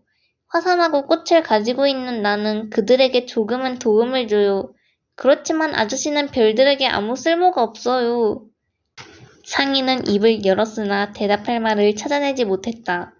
그래서 어린 왕자는 그 별을 떠났다. 어린 왕자는 다시 길을 가며 어른들은 정말이지 아주 이상야릇하다고 생각할 뿐이었다. 14. 다섯 번째 별은 아주 이상했다. 이 별은 별 중에서 가장 작았다. 가로등 하나와 가로등을 켜는 사람 하나가 있을 만한 공간밖에 없었다. 하늘 한 구석, 집도 없고 사람도 없는 별에 가로등과 그것을 켜는 사람이 무슨 소용이 있는지 어린 왕자는 이해할 수가 없었다. 그러나 그는 이런 생각을 해보았다. 이 사람도 어리석은 사람일지 모르지만 그래도 왕이나 허영쟁이나 상인이나 주정뱅이보다는 덜 어리석다. 적어도 그가 하는 일은 뜻있는 일이니까. 가로등을 켜면 별에 꽃을 하나 돋아나게 하는 것과 마찬가지고 가로등을 끄면 꽃이나 별을 잠들게 하는 것이다. 이건 매우 아름다운 직업이야. 그러니까 정말로 훌륭하고 쓸모가 있어. 그 별에 발을 들여놓으며 어린 왕자는 가로등 켜는 사람에게 공손히 인사를 했다. 안녕하세요, 아저씨. 왜 지금 막 가로등을 껐어요? 그건 명령이지. 안녕? 그가 대답했다. 무슨 명령인데요? 가로등을 끄라는 명령이지. 잘 자. 그러고는 그는 다시 가로등을 켰다. 그런데 왜 다시 켰어요? 그것도 명령이야. 이해할 수가 없군요. 어린 왕자가 말했다. 이해 못할 것도 없어. 명령은 명령이니까. 잘 잤니? 그러면서 그는 다시 가로등을 껐다. 그러고는 붉은 바둑 판무늬가 박힌 손수건으로 그 이마의 땀을 닦아냈다. 나는 정말 힘든 일을 하고 있어. 전에는 그래도 이치에 맞았지. 아침에는 끄고 저녁에는 켜고 했으니까. 그리고 낮 동안에는 쉬고 밤에는 잠을 잤지. 그럼 그 뒤로 명령이 바뀌었군요. 명령이 바뀌지 않았으니까 큰일이란다. 별은 해마다 빨리 도는데 명령은 그대로 있단 말이야. 그래서요? 그래서 지금은 별이 1분에 한 바퀴씩 도니 이젠 1초도 쉴 시간이 없는 거지. 1분마다 한 번씩 껐다 켰다 해야 하니까 말이야. 거참 이상하군요. 아저씨네 별에서는 하루가 1분이라니. 조금도 이상할 것 없어. 우리가 이야기하고 있는 동안 벌써 한 달이 지났어. 한 달이라고요? 그럼 30분이니 30일이지. 잘 자거라. 그러고는 다시 불을 켰다. 어린 왕자는 불 켜는 사람을 보면서 명령에 이렇게까지 충실한 그가 좋아졌다. 전에 의자를 뒤로 물려 몇 번이고 해지는 광경을 구경했던 일이 생각났다. 그는 친구를 도와주고 싶어졌다. 난 아저씨가 쉬고 싶을 때 쉴 수 있는 방법을 아는데... 쉬고 싶다 뿐이겠니? 불 켜는 사람은 말했다. 사람은 누구나 성실하면서도 동시에 게으름을 부리고 싶을 수도 있다. 어린 왕자는 말을 이었다. 아저씨 별은 하도 작아서 세 발짝이면 한 바퀴를 돌 수 있어요. 그러니까 언제든지 해를 볼 수 있게 천천히 걷기만 하면 그만이에요. 아저씨가 쉬고 싶을 때는 걸으세요. 그러면 아저씨 원대로 낮이 계속될 거예요. 그거 내게 별 소용이 없어. 내가 원하는 건 잠자는 거니까. 거참 안 됐군요. 어린 왕자가 말했다. 안 됐고 말고. 잘 잤니? 그가 말했다. 그리고 가로등을 껐다. 어린 왕자는 다시 길을 가며 속으로 생각했다. 저 사람은 다른 사람들, 왕이니 허영쟁이니 주정뱅이니 상인이니 하는 사람들에게 모두 멸시를 당할 거다. 그러나 우스꽝스럽지 않은 사람은 저 사람 하나뿐이다. 그건 아마 자기 일이 아닌 다른 일을 보살피고 있으니까 그럴 테지. 그는 섭섭해서 한숨을 내쉬며 또 이런 생각도 했다. 내가 친구로 삼을 만한 사람은 저 사람 하나뿐이야. 그렇지만 그 별은 너무 작아서 둘이 있을 자리가 없어. 어린 왕자가 그 별을 떠나는 것이 무엇보다도 아쉬웠던 이유는 그곳이 날마다 1440번이나 석양으로 아름답게 빛났기 때문이었다. 그러나 그는 자기 자신에게도 차마 그 생각을 고백하지 못했다. 15. 여섯 번째 별은 바로 전의 별보다 10배나 큰 별이었다. 거기에는 엄청나게 큰 책을 쓰고 있는 노신사가 살고 있었다. 야, 탐험가가 하나 오는군. 어린 왕자를 보자 노신사는 큰 소리를 외쳤다. 어린 왕자는 책상 위에 앉아서 조금 가쁜 숨을 몰아쉬었다. 무척 먼 거리를 여행해 왔던 것이다. 어디서 오니? 노신사가 왕자에게 물었다. 이 큰 책은 뭐예요? 할아버지는 여기서 무얼 하세요? 어린 왕자는 되물었다. 나는 지리학자란다. 지리학자가 뭐예요? 바다가 어디 있고 강이 어디 있고 도시와 산과 사막이 어디 있는지 알고 있는 학자란다. 거참 재미있겠군요. 이제야 직업다운 직업을 가진 분을 만나게 되었군요. 그러면서 어린 왕자는 지리학자의 별을 한번 둘러보았다. 그는 아직 이처럼 훌륭한 별을 본 일이 없었다. 할아버지 별은 참 아름다워요. 바다도 있나요? 잘 모르겠는데. 지리학자가 대답했다. 그래요? 어린 왕자가 실망했다. 그럼 산은요? 내가 알 수 있니? 그럼 도시며 강이며 사막은요? 그것도 알 수 없구나. 할아버지는 지리학자잖아요. 그야 그렇지. 그러나 나는 탐험가가 아니란다. 내 별에는 탐험가가 도무지 없단 말이야. 도시며 강이며 산이며 바다며 사막들을 새로 돌아다니는 것은 지리학자가 할 일이 아니야. 지리학자는 아주 중요한 사람이니까 돌아다닐 수가 없단다. 서재를 떠나지 못해. 그러나 서재에서 탐험가들을 만나 여러 가지를 물어보고 그들의 이야기를 기록해두지. 그래서 그 중에 흥미있는 것이 있으면 지리학자는 그 탐험가의 인격을 조사해보는 거야. 그건 왜요? 어떤 탐험가가 거짓말을 하면 지리책이 엉망이 될 테니까 말이야. 또 술을 너무 많이 마시는 탐험가도 조사를 받게 되지. 그건 어째서요? 술 취한 사람은 물건이 둘로 보이거든. 그러면 지리학자는 산이 하나밖에 없는 곳에 둘이 있다고 기록하게 된단 말이야. 내가 아는 어떤 사람도 그럼 나쁜 탐험가가 될 수 있겠군요. 그럴 수도 있겠지. 그러므로 탐험가의 인격이 좋아 보여도 그가 발견한 것에 대해서는 조사를 해봐야 해. 직접 가보시나요? 아니야, 그건 너무 번잡스러우니까. 탐험가더러 증거물을 내보이라고 하지. 가령 큰 산을 발견했다면 거기서 큰 돌을 하나 가져오라고 요구하는 거지. 지리학자는 갑자기 흥분한 표정을 지었다. 그런데 너는 멀리서 왔지, 탐험가지. 네가 살던 별 이야기를 해다오. 그러면서 그는 큰 종이를 펼쳐놓고 연필을 깎았다. 탐험가들의 이야기를 우선 연필로 적었다가 탐험가가 증거물을 제시하면 그제서야 잉크로 적는 것이다. 자, 시작할까? 지리학자는 기대감에 부풀어서 물었다. 제 별은 별로 흥미로울 게 없어요. 아주 조그마해요. 화산이 셋 있는데 둘은 활화산이고 하나는 죽은 화산이에요.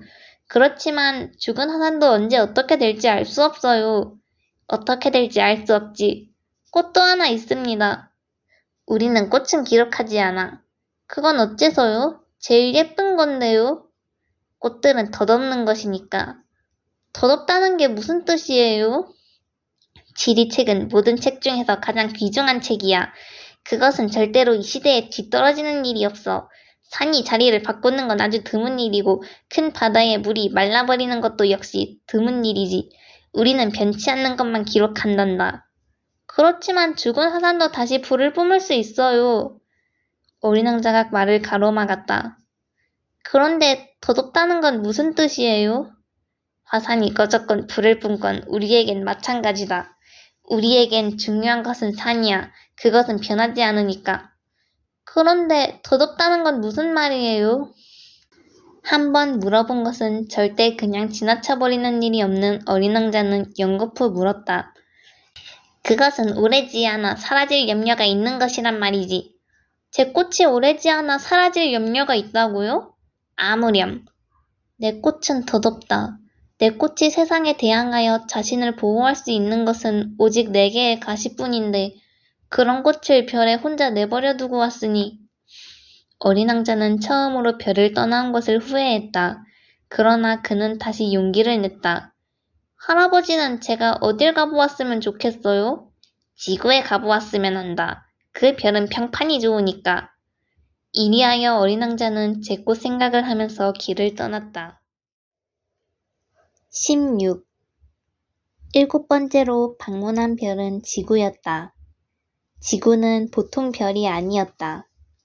그곳에는 111명의 왕과 7,000명의 지리학자, 90만 명의 상인, 750만 명의 주정뱅이, 3억 1,100만 명의 허영쟁이, 즉 모두 합쳐서 약 20억 명쯤 되는 어른들이 살고 있었다.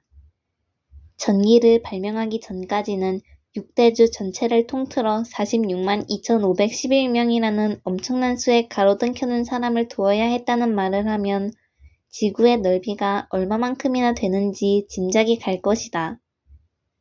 좀 떨어진 데서 보면 그것은 정말 대단한 장관을 연출했다. 이 무리의 움직임은 마치 오페라 무대의 발레를 보는 듯 질서정연했다. 우선 뉴질랜드와 오스트레일리아에 가로등 켜는 사람이 등장한다. 그리고 이들이 가로등을 켜고 자러 가면 이번에는 중국과 시베리아에 가로등 켜는 사람들이 춤을 추러 나온다. 그리고 이들 역시 무대 뒤로 사라지면 다음은 아프리카와 유럽, 다음은 남아메리카, 그리고 북아메리카 이런 차례였다. 그들이 무대에 나오는 차례가 틀리는 법은 절대로 없다.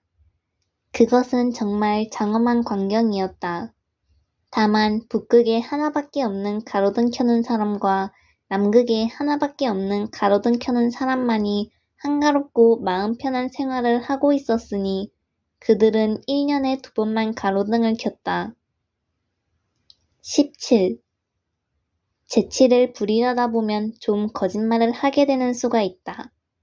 내가 가로등 켜는 사람 이야기를 했지만 모두 정직하게 이야기한 것은 아니다. 어쨌든 지구에 대해 잘 모르는 사람에게는 그릇된 생각을 품게 할 염려가 있다. 사람들이 지구에서 차지하는 공간은 매우 좁다. 땅에 사는 20억 명의 사람들이 어떤 큰 모임이라도 가져서 똑바로 선 채로 좀 바싹 다가선다면 길이 32km에 폭 32km 정도 되는 광장에 넉넉히 들어갈 수 있을 것이다. 전 인류를 태평양의 아주 조그만 섬 하나에 다 쌓아 올릴 수도 있을 것이다. 어른들은 물론 이 말을 믿지 않을 것이다. 그들은 넓은 장소를 차지하고 있는 줄 알고 있다. 어른들은 바오밥 나무처럼 자기가 매우 커다랗다고 생각하고 있다. 그러니까 그분들 보고 계산을 해보라고 충고하는 게 좋다. 그분들은 숫자를 몹시 좋아하니까 만족해할 것이다. 그러나 이런 쓸데없는 일로 시간을 낭비하지 말라. 그럴 필요가 없다. 이 말만은 믿어도 된다. 어린 왕자는 지구에 도착해서 사람을 한 명도 만나지 못한 것이 참으로 이상하게 여겨졌다. 그래서 별을 잘못 찾아온 게 아닌가 걱정하고 있는데 그때 달빛을 내는 둥그런 고리가 모래 속에서 반짝이는 것이 보였다. 안녕? 어린 왕자는 공손히 인사했다. 그랬더니 뱀이 대답했다. 그래, 안녕. 내가 온 이 별이 무슨 별이지? 어린 왕자는 물었다. 지구야. 여긴 아프리카라는 곳이고. 아, 그래. 그럼 지구에는 사람이 하나도 없나 보지? 여기는 사막이야. 사막에는 사람이 살지 않아. 지구는 굉장히 크단다. 뱀이 대답했다. 어린 왕자는 돌 위에 앉아 하늘을 쳐다보았다. 별들은 사람들이 언제고 제 별을 찾아낼 수 있게 하려고 저렇게 빛을 내고 있는 걸까? 내 별 좀 봐. 바로 우리 머리 위에 있어. 하지만 멀기도 하지. 예쁜 별이로구나. 그런데 넌 여기 뭐 타러 왔니? 뱀이 말했다. 난 어떤 꽃하고 좀 다투었어. 왕자가 대답했다. 그랬구나. 그러고 나서 그들은 입을 다물었다. 사람들은 어디 있니? 사막이란 곳은 좀 쓸쓸하구나. 이윽고 어린 왕자가 다시 입을 열었다. 사람들이 사는 곳도 역시 쓸쓸해. 뱀이 대답했다. 너는 참 이상하게 생겼구나. 손가락같이 가느다랗고. 그러나 나는 왕의 손가락보다도 더 힘이 세단다. 어린 왕자는 빙그레 웃으며 말했다. 그렇게 보이지는 않는 걸. 넌 다리도 없잖아. 여행도 못할 테고. 난 너를 어떤 배보다도 더 멀리 데리고 갈 수 있어. 뱀은 어린 왕자의 발목에 팔찌 모양으로 감기며 이런 말을 했다. 나는 나를 건드리는 사람은 누구나 그가 태어난 흙으로 다시 돌려보내주지. 하지만 너는 순진하고 또 다른 별에서 왔으니. 어린 왕자는 대답하지 않았다. 그렇게 연약한 네가 화강암으로 된 이 지구에 있는 것을 보니 가엾은 생각이 드는구나. 네 별이 몹시 그리우면 내가 언제고 너를 도와줄 수가 있어. 나는... 그래, 잘 알았어. 그런데 너는 어째서 밤낮 수수께끼 같은 말만 하니? 어린 왕자는 말했다. 난 모든 걸 해결할 수 있어. 그러고 나서 그들은 입을 다물었다. 18. 어린 왕자는 사막을 가로질렀으나 만난 것이라고는 꽃 한 송이밖에 없었다. 꽃잎이 새달린 아주 오죽자는 꽃이었다. 안녕? 어린 왕자가 인사했다. 안녕? 꽃도 인사했다. 사람들은 어디에 있니? 어린 왕자는 공손하게 물었다. 이 꽃은 어느 날 대상들이 지나가는 것을 본 일이 있었다. 사람들? 67명 있기는 있나 봐요. 몇 해 전엔가 그 사람들을 본 일이 있지요. 그렇지만 어딜 가야 만날지는 도무지 알 수가 없어요. 사람들은 바람에 밀려다니니까요. 사람들은 뿌리가 없어요. 그래서 많은 불편을 느낄 거예요. 잘 있어라. 어린 왕자가 말했다. 잘 가요. 꽃은 대답했다. 19. 어린 왕자는 높은 산에 올라갔다. 지금까지 그가 아는 산이라고는 무릎에 닿는 새 화산밖에 없었다. 그리고 그는 꺼진 화산을 의자 대신 쓰곤 했었다. 왕자는 속으로 생각했다. 이렇게 높은 산에서는 한눈에 지구 전체와 사람들을 다 볼 수 있겠지. 그러나 몹시 날카로운 바위산 봉우리 말고는 아무것도 보이지 않았다. 안녕하세요. 그는 무턱대고 말해보았다. 그랬더니 메아리가 대답했다. 안녕하세요. 안녕하세요. 안녕하세요. 당신은 누구세요? 어린 왕자가 말했다. 당신은 누구세요? 당신은 누구세요? 당신은 누구세요? 메아리가 대답했다. 나하고 친하게 지내자. 나는 외로워. 나는 외로워. 나는 외로워. 나는 외로워. 메아리가 또 대답했다. 그래서 어린 왕자는 생각했다. 정말 이상한 별이구나. 아주 메마르고 뾰족하고 거칠고 험악한 곳이야. 거기다가 사람들은 상상력도 없이 남이 하는 말을 되뇌기나 하고 내 별에 있는 꽃은 언제나 먼저 말을 걸어왔었는데. 20. 어린 왕자는 오랫동안 모래와 바위와 눈 위로 이리저리 헤맨 끝에 마침내 길을 하나 찾아냈다. 모든 길은 사람 사는 데로 통한다. 안녕? 어린 왕자는 말했다. 그는 장미꽃이 피어있는 정원 앞에 서 있었다. 안녕하세요. 장미꽃이 말했다. 어린 왕자는 꽃들을 바라보았고 그 꽃들은 모두 자기 꽃과 비슷했다. 그는 놀라서 물었다. 너희들은 누구지? 우리들은 장미꽃이랍니다. 아, 그래? 어린 왕자는 자기 자신이 아주 불행하게 생각되었다. 그의 꽃은 이 세상에 자기와 같은 꽃은 하나도 없다고 말했었다. 그런데 지금 이 정원에만 해도 똑같은 꽃이 무려 5,000송이나 있지 않은가. 내 꽃이 이걸 보면 꽤 속이 상할 거야.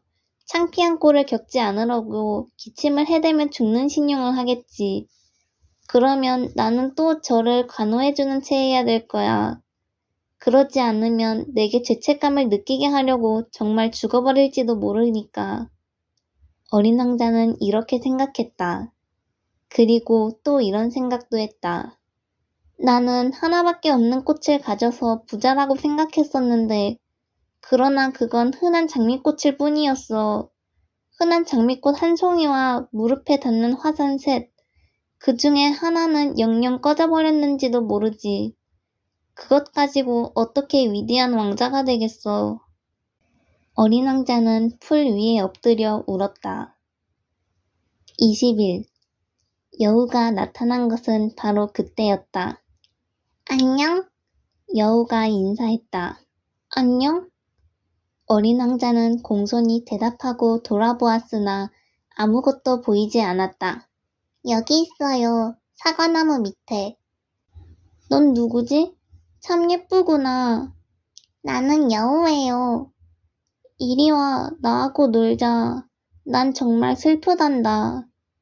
난 당신하고 놀 수가 없어요. 길들여지지 않았으니까요. 여우가 대답했다. 아, 미안해. 그러나 잠시 생각한 뒤에 어린 왕자는 덧붙여 말했다. 길들여진다는 게 무슨 말이지? 당신은 여기 지구에 사는 사람이 아니군요. 여기서 무얼 찾고 있어요? 여우가 말했다. 사람들을 찾고 있지. 근데 길들여진다는 게 무슨 말이지? 사람들은 총을 가지고 사냥을 해요. 그건 대단히 귀찮은 노릇이지요. 사람들은 또 닭을 기르는데 그게 유일한 취미랍니다. 당신도 닭을 찾고 있어요? 아니, 난 친구를 찾고 있어. 그런데 길들여진다는 게 무슨 말이야? 그건 너무나 쉽게 잊혀지는 말이에요. 그것은 관계를 맺는다는 뜻이에요. 여우가 대답했다. 관계를 맺는다고?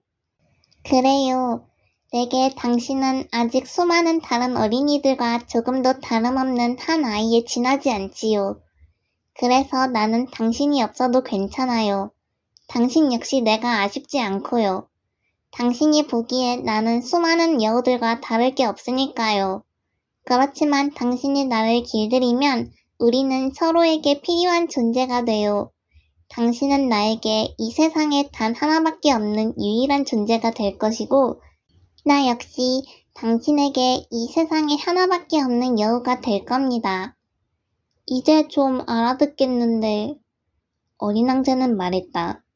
꽃이 하나 있는데 그 꽃이 나를 길들였나 봐. 그럴 수도 있지요. 지구에는 별의별 일들이 다 있으니까요. 아니, 지구에 있는 게 아니야. 어린 왕자가 이렇게 대답하자 여우는 어지간히 귀가 솔깃한 모양이었다. 그럼 다른 별에 있어요? 응. 그 별에도 사냥꾼이 있어요? 아니. 야, 그거 괜찮은데? 그럼 닭은요? 그런 건 없어. 완전한 곳은 아무데도 없군요. 여우는 한숨을 쉬었다. 그리고 여우는 제 이야기로 다시 말머리를 돌렸다. 내 생활은 무척 단조로워요. 나는 닭을 잡고 사람들은 나를 사냥하지요. 닭들은 모두 비슷하고 사람들도 모두가 비슷해요. 그래서 나는 좀 심심해요. 그렇지만 당신이 나를 길들이면 내 생활은 햇빛을 받은 것처럼 환해질 거예요. 난 어느 누구의 발소리와도 다른 당신의 발소리를 알게 될 거예요. 다른 발소리를 들으면 나는 급히 땅굴로 들어가 버리지만 당신의 발소리는 음악소리 같아 나를 굴 밖으로 불러낼 거예요. 그리고 저걸 봐요. 저기 밀밭이 보이죠? 난 빵을 먹지 않아요. 그러니까 밀은 나한테는 아무 소용이 없어요. 밀밭을 보아도 내 머릿속에는 아무것도 떠오르지 않아요. 그건 슬픈 일이에요. 당신의 머리칼은 금발이군요.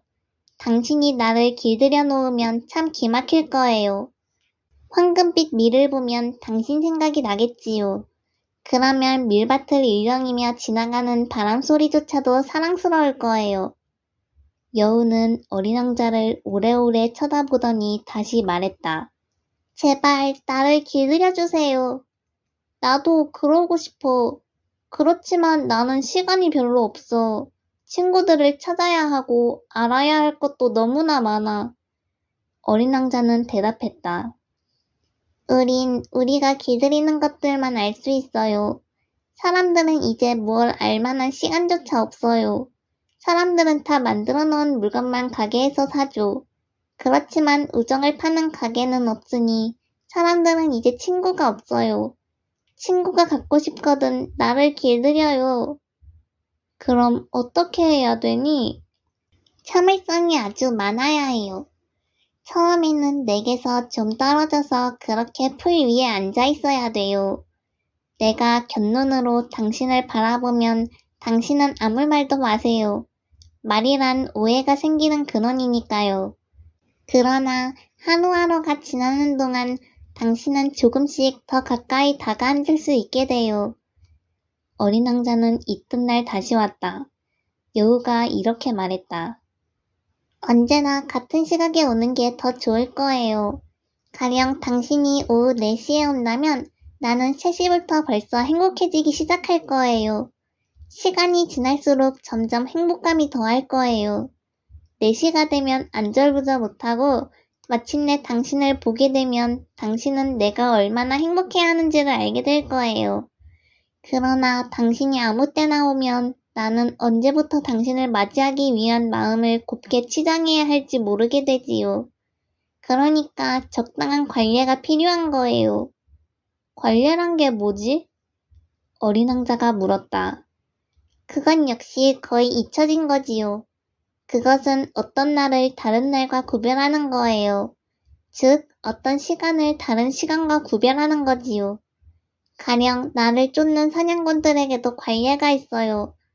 매주 목요일에는 동네 처녀들하고 춤을 추지요. 그래서 목요일은 나에게 기막히게 좋은 날이에요. 포도밭까지 소풍을 갈 수 있거든요. 그러나 사냥꾼들이 아무 때고 춤을 춘다고 해봐요. 그러면 그날이 그날 같을 거고 나에게는 휴가라는 게 영 없겠지요. 이렇게 해서 어린 왕자는 여우를 길들이게 되었다. 마침내 떠날 시각이 가까워오자 여우는 말했다. 아, 가시려고요? 나는 울고 말 거예요. 그건 네 탓이야. 나는 너를 괴롭힐 생각은 조금도 없었는데 너가 길들여달라고 그랬지. 맞아요. 그런데 지금 울려고 하잖아. 그래요. 그래, 결국 너에게 무슨 소용이 있었니? 소용이 있었어요. 밀밭을 볼 때면 당신을 생각할 때니까요. 이렇게 말하고 여우는 다시 말을 이었다. 한 번 더 장미꽃들을 보러 가세요. 그러면 당신의 장미꽃과 같은 것은 세상에 둘도 없다는 걸 알게 될 거예요. 그리고 나한테 작별 인사를 하러 오세요. 그러면 선물로 비밀 하나를 가르쳐드리지요. 어린 왕자는 장미꽃들을 다시 만나러 갔다. 너희들은 내 장미꽃과 조금도 같지 않아. 너희들은 아직 나에게 아무것도 아니야. 누구도 너희를 길들이지 않았지. 내 여우도 처음엔 너희나 마찬가지였어. 수많은 다른 여우들과 마찬가지라는 얘기야. 그러나 나는 여우를 친구로 삼았지. 그리고 지금은 이 세상에 단 하나밖에 없는 여우가 된 거야. 이 말을 듣고 장미꽃들은 어쩔 줄 몰라 했다. 어린 왕자는 말을 이었다. 너희들은 아름다워.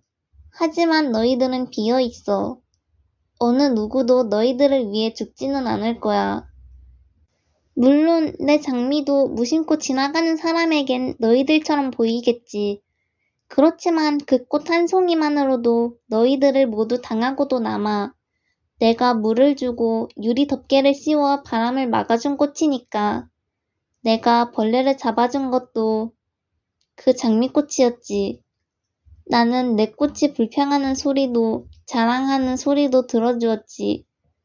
그리고 때때로 침묵을 지키고 있을 때도 이해해 주었어. 그건 내 장미꽃이니까. 그리고 어린 왕자는 여우에게 다시 와서 작별 인사를 했다. 잘 있어. 잘 가세요. 그 전에 내 비밀을 일러줄게요. 아주 간단한 거예요. 잘 보려면 마음으로 보아야 한다. 가장 중요한 것은 눈에 보이지 않는다 하는 거예요. 가장 중요한 것은 눈에 보이지 않는다. 어린 왕자는 잊어버리지 않기 위해 되뇌었다. 당신이 그 장미꽃에게 바친 시간 때문에 당신은 그 장미꽃을 그토록 소중한 존재로 여기는 것이에요. 내 꽃에게 바친 시간 때문에 어린 왕자는 잊어버리지 않으려고 받아 말했다. 사람들은 이 진리를 잊고 있어요. 하지만 당신은 그걸 잊어버리면 안 돼요. 당신이 길들인 것에 대해서는 영원히 당신이 책임을 져야 하는 거예요. 당신의 장미꽃에 대해서도 당신은 책임이 있어요. 나는 내 장미꽃에 대해서 책임이 있다. 어린 왕자는 머리에 새겨두기 위해서 다시 한번 말했다. 22. 안녕하세요. 어린 왕자가 인사했다. 안녕. 철도의 전철수가 대답했다. 아저씨, 여기서 뭘 하고 있어요? 기차 손님들을 1000명씩 추린단다. 그 손님들을 태운 열차를 오른쪽으로 보내기도 하고 왼쪽으로 보내기도 하지. 그러는 중에 불이 환하게 켜진 특급 열차가 천둥같이 요란한 소리를 내며 전철소 조종실을 흔들어 놓았다. 굉장히 바쁘군요. 저 사람들은 뭘 찾아가는 거예요? 어린 왕자가 물었다. 기관사조차 모르는 일이지. 그때 또 다른 특급 열차가 반대편에서 우렁찬 소리를 내며 달려왔다. 그 사람들이 벌써 돌아오는 거예요? 어린 왕자가 물었다. 아까 그 사람들이 아니라 두 기차가 서로 비껴가는 거란다. 그 사람들은 원래 있던 곳이 마음에 안 들었나 보지요? 사람은 자기가 있는 곳에 만족하는 법이 없단다. 그러는데 세 번째 특급 열차가 굉음을 내며 달려왔다. 이 사람들은 먼저 번 손님들을 쫓아가는 거예요? 쫓아가긴 뭘 쫓아가? 저 속에서 자거나 하품을 하거나 하지. 그저 아이들만 유리창에 코를 납작하게 대고 밖을 내다보지. 아이들만이 저희들이 찾는 게 무언지를 알고 있어요. 아이들은 헝겊으로 만든 인형 하나를 위해 몇 시간이고 허비하지요. 그럼 그 인형은 아주 소중한 존재가 되고요. 그러니까 누가 그걸 뺏으면 우는 거예요. 어린 왕자가 말했다. 아이들은 행복하군. 전철수가 말했다. 23. 안녕하세요. 어린 왕자가 말했다. 안녕. 장사꾼이 대답했다. 이 장사꾼은 갈증을 가라앉히는 알약을 팔고 있었다.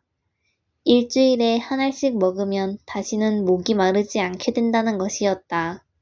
아저씨, 그건 왜 파는 거예요? 왜냐하면 이 약이 시간을 굉장히 절약해주기 때문이지. 전문가들이 계산을 했는데 일주일에 53분이 절약된다는 거야. 그럼 그 53분으로 무얼 하죠? 네가 하고 싶은 건 뭐든지. 만일 내게 53분의 여유가 생긴다면 샘을 향해 천천히 걸어갈 텐데. 어린 왕자는 속으로 생각했다. 24. 사막에서 비행기가 고장을 일으킨 지 8회째 되는 날, 나는 가지고 있던 물에 마지막 한 방울을 마시며 장사꾼 이야기를 들었다. 아, 네 이야기는 정말 아름답구나. 그런데 나는 비행기를 아직도 못 고쳤고 이제는 마실 물조차 없어졌으니 나도 샘 있는 대로 천천히 걸어갈 수나 있었으면 좋겠다. 나는 어린 왕자에게 말했다. 내 친구 여우가, 꼬마 친구, 지금은 여우가 문제가 아니야. 왜요? 우린 목이 말라 죽을 테니까. 어린 왕자는 내 말을 알아듣지 못하고 이런 대답을 했다. 죽게 되더라도 친구를 두었다는 건 좋은 일이지요. 나는 여우 친구를 하나 둔 게 참 좋아요. 이 애는 얼마나 위급한가를 알지 못하는구나. 배고픈 것도 모르고 목마른 것도 모르니 그저 햇빛만 좀 있으면 그만이니까. 나는 이런 생각을 했다. 그러나 어린 왕자는 나를 한참 바라보더니 내 마음을 아는 듯 이렇게 말했다. 나도 목이 말라요. 우리 샘을 찾아가요. 나는 맥이 탁 풀렸다. 끝없는 사막 한가운데서 무턱대고 샘을 찾아 나선다는 것은 당치도 않은 소리다. 그렇지만 우리는 걸음을 옮기기 시작했다. 몇 시간 동안 아무 말 없이 걸었더니 해가 떨어지고 별이 깜빡이기 시작했다. 나는 갈증 때문에 열이 좀 있어 별들을 꿈속에서 보고 있는 듯 했다. 왕자가 한 말이 내 기억 속에서 가물거렸다. 그래, 너도 목이 마르니? 그러나 그는 내 물음에는 대답하지 않고 이렇게만 말했다. 물은 마음에도 좋을 거야. 나는 이 말을 이해할 수 없었으나 아무 말도 하지 않았다. 그에게서 내 질문의 답을 얻어낼 수 없다는 걸 알고 있었다. 어린 왕자는 지쳐서 주저앉았다. 나도 그 옆에 앉았다. 그는 한동안 말이 없다가 이윽고 다시 말했다. 별들이 아름다운 건 보이지 않는 한 송이 꽃 때문이에요. 그렇고 말고. 나는 이렇게 대답한 뒤 아무 말 없이 달빛 아래 펼쳐진 주름진 모래 언덕을 바라보았다. 사막은 아름답군요. 그는 이렇게 덧붙였다. 그것은 정말이었다. 나는 언제나 사막을 좋아했다. 모래 언덕에 앉아 있으면 아무것도 보이지 않고 아무 소리도 들리지 않는다. 그런데도 침묵 속에서 무엇인가 빛나는 것이 있다. 사막이 아름다운 건 어디엔가 샘을 숨기고 있기 때문이죠.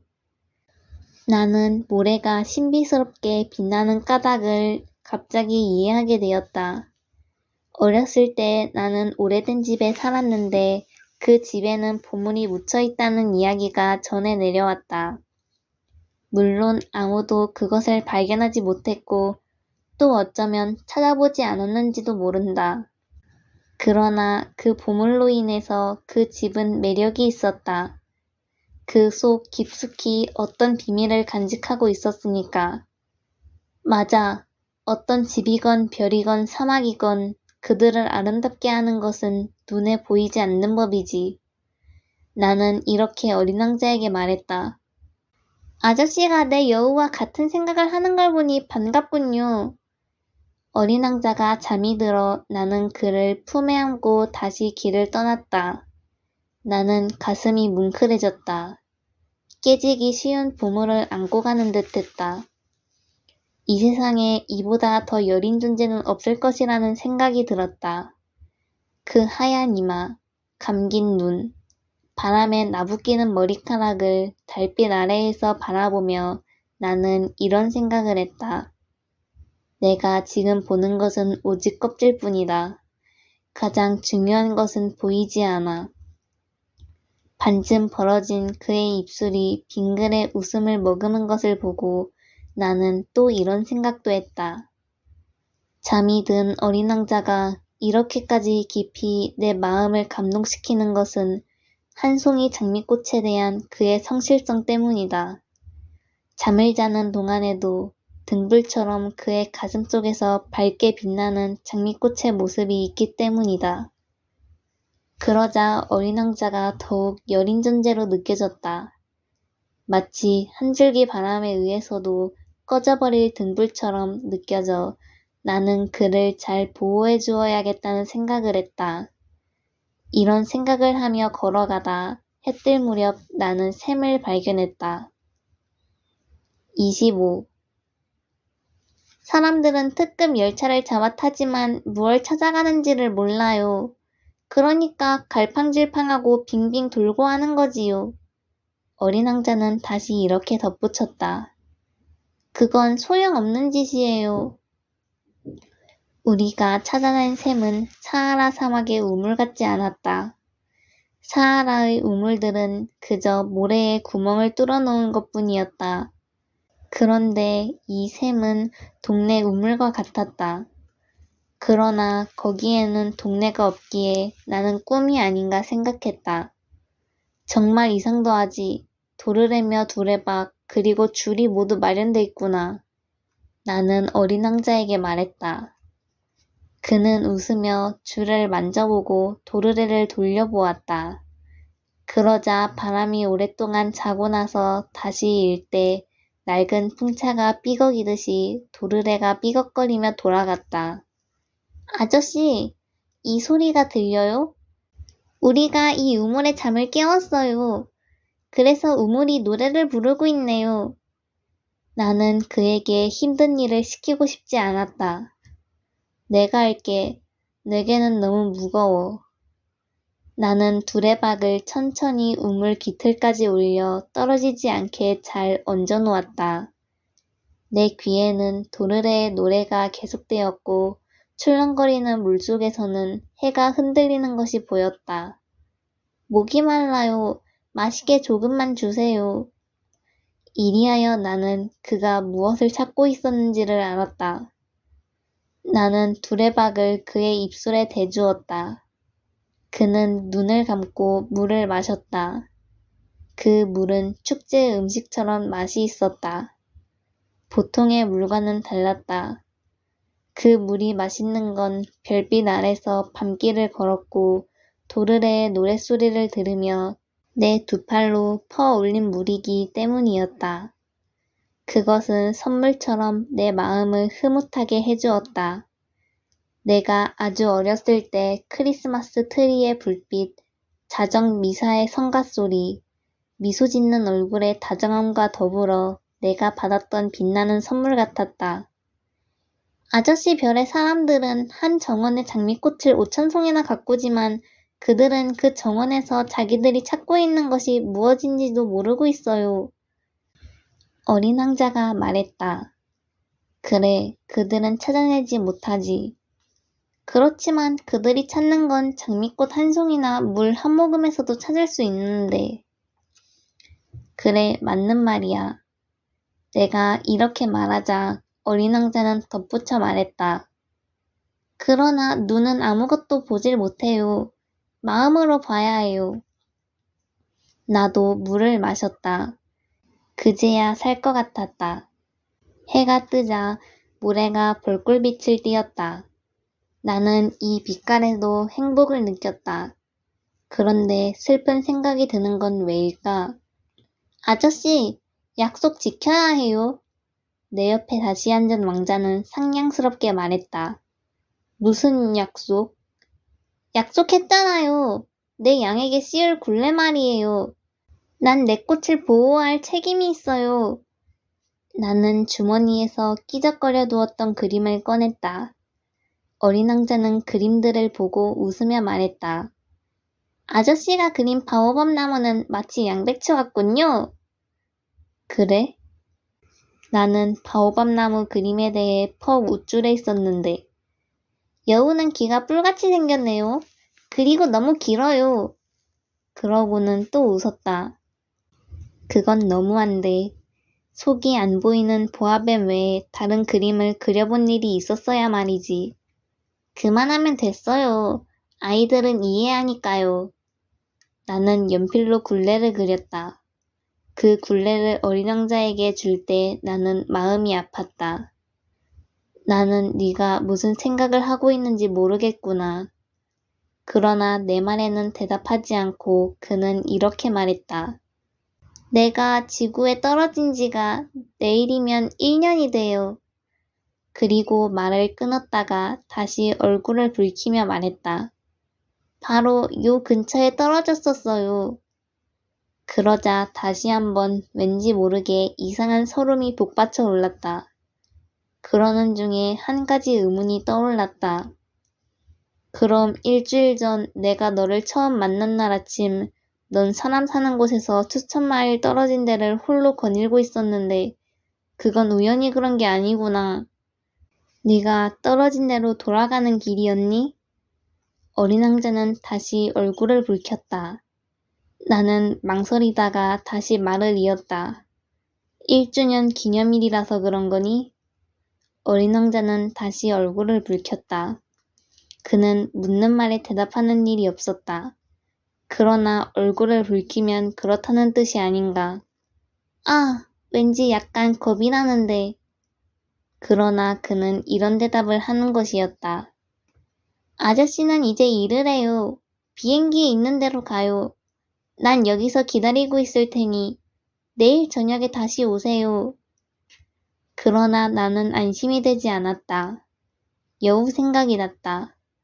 자신을 길들이도록 내맡기는 사람은 울 각오를 해야 하는 것이다.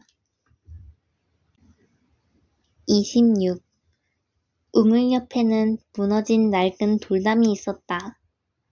이튿날 저녁 일을 마치고 돌아오는데 어린 왕자가 그 위에 올라앉아 다리를 늘어뜨리고 있는 것이 멀리서도 보였다. 그리고 그가 이런 말을 하는 것이 들렸다.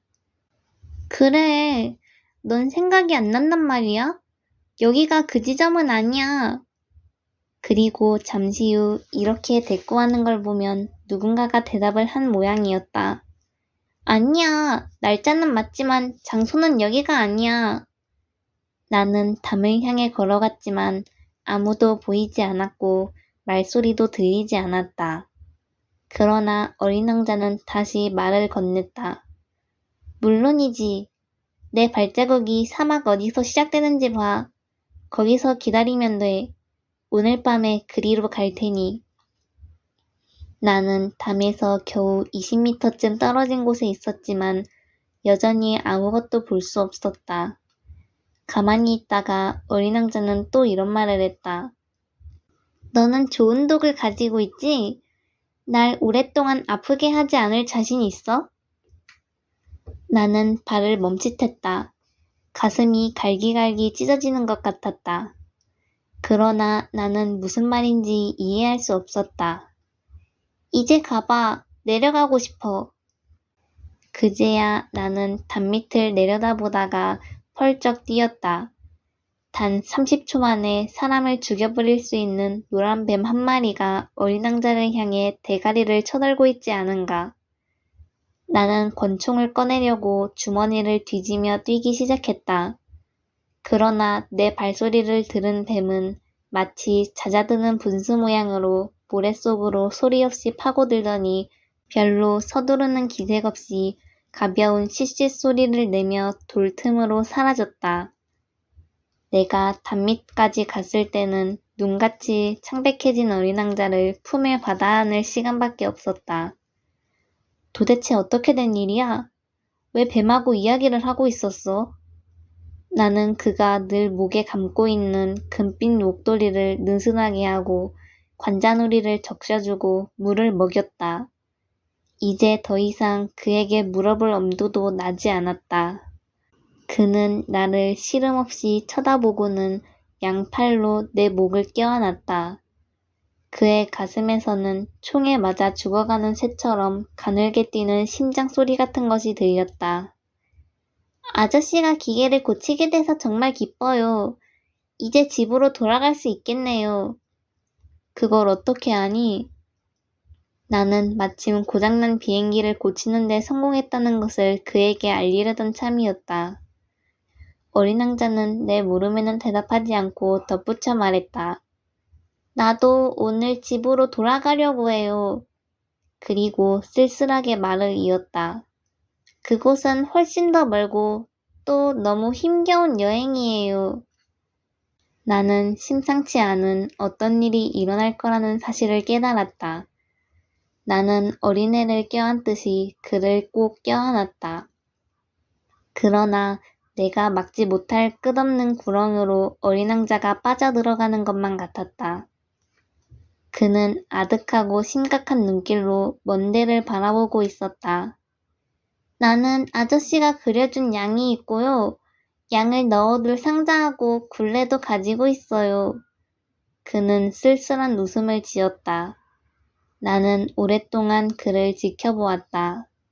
그의 몸이 차차 따뜻해오는 것이 느껴졌다.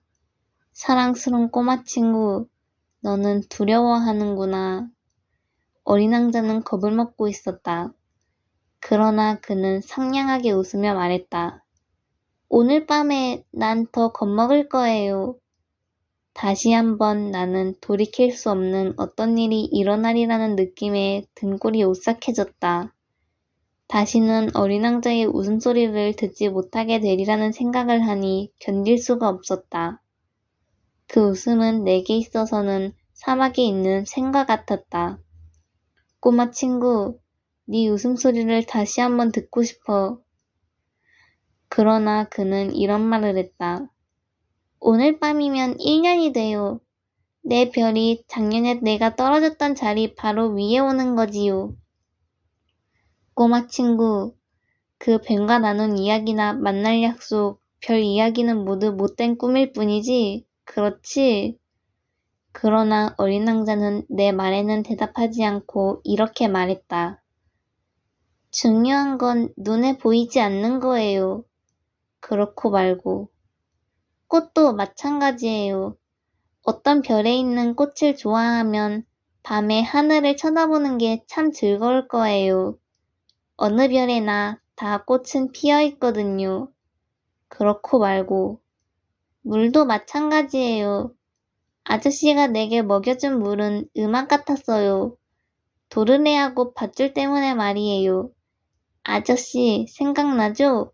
물이 참 맛있었지요. 그렇고 말고. 아저씨, 밤이 되면 별들을 쳐다보세요. 내 별은 너무 작아서 어디 있는지 아저씨한테 보여줄 수가 없어요. 하지만 그게 오히려 더 좋아요. 내 별이 아저씨에게는 여러 별 중에 하나가 될 거고, 그러면 아저씨는 어느 별이든지 모두 쳐다보는 걸 좋아하게 되겠지요. 그 별들은 모두 아저씨의 친구가 될 거예요. 그리고 내가 아저씨한테 선물을 하나 줄게요. 그러면서 그는 또 웃었다. 아, 어린 왕자, 나의 어린 왕자. 나는 내 웃음소리가 참 좋아. 그것이 바로 내 선물이에요. 그것은 우리가 마셨던 물과 마찬가지예요. 무슨 말을 하려는 거지? 모든 사람은 별을 가지고 있어요. 그러나 사람에 따라 서로 다른 뜻을 지니지요. 여행하는 사람에게는 별이 길잡이가 돼요. 또 어떤 사람에게는 하늘에 있는 조그만 불빛에 불과하고 학자들에게는 별이 수수께끼가 되지요. 내가 만난 상인에게는 재산이고요. 그렇지만 그 별들은 모두 말이 없어요. 아저씨는 누구도 갖지 못한 별을 가지게 될 거예요. 그게 무슨 소리지? 그 별들 중 하나에서 내가 살고 있을 테니까요. 그 별들 중 하나에서 나는 웃고 있을 거예요. 아저씨가 밤에 하늘을 쳐다보면 별들이 모두 웃는 것처럼 보일 거예요. 아저씨는 웃을 줄 아는 별을 가지게 될 거예요. 그러면서 또 웃었다. 그리고 아저씨, 슬픔이 사라진 다음에는 나를 안 게 기쁘게 생각될 거예요. 아저씨는 언제까지나 나의 친구로 남게 될 거고 나하고 웃고 싶어 할 거예요. 그리고 그저 괜히 창문을 열 때가 있을 거예요. 아저씨가 하늘을 쳐다보며 웃는 걸 보고 친구들이 이상하게 여기겠지요. 그러면 아저씨는 이렇게 말할 거예요.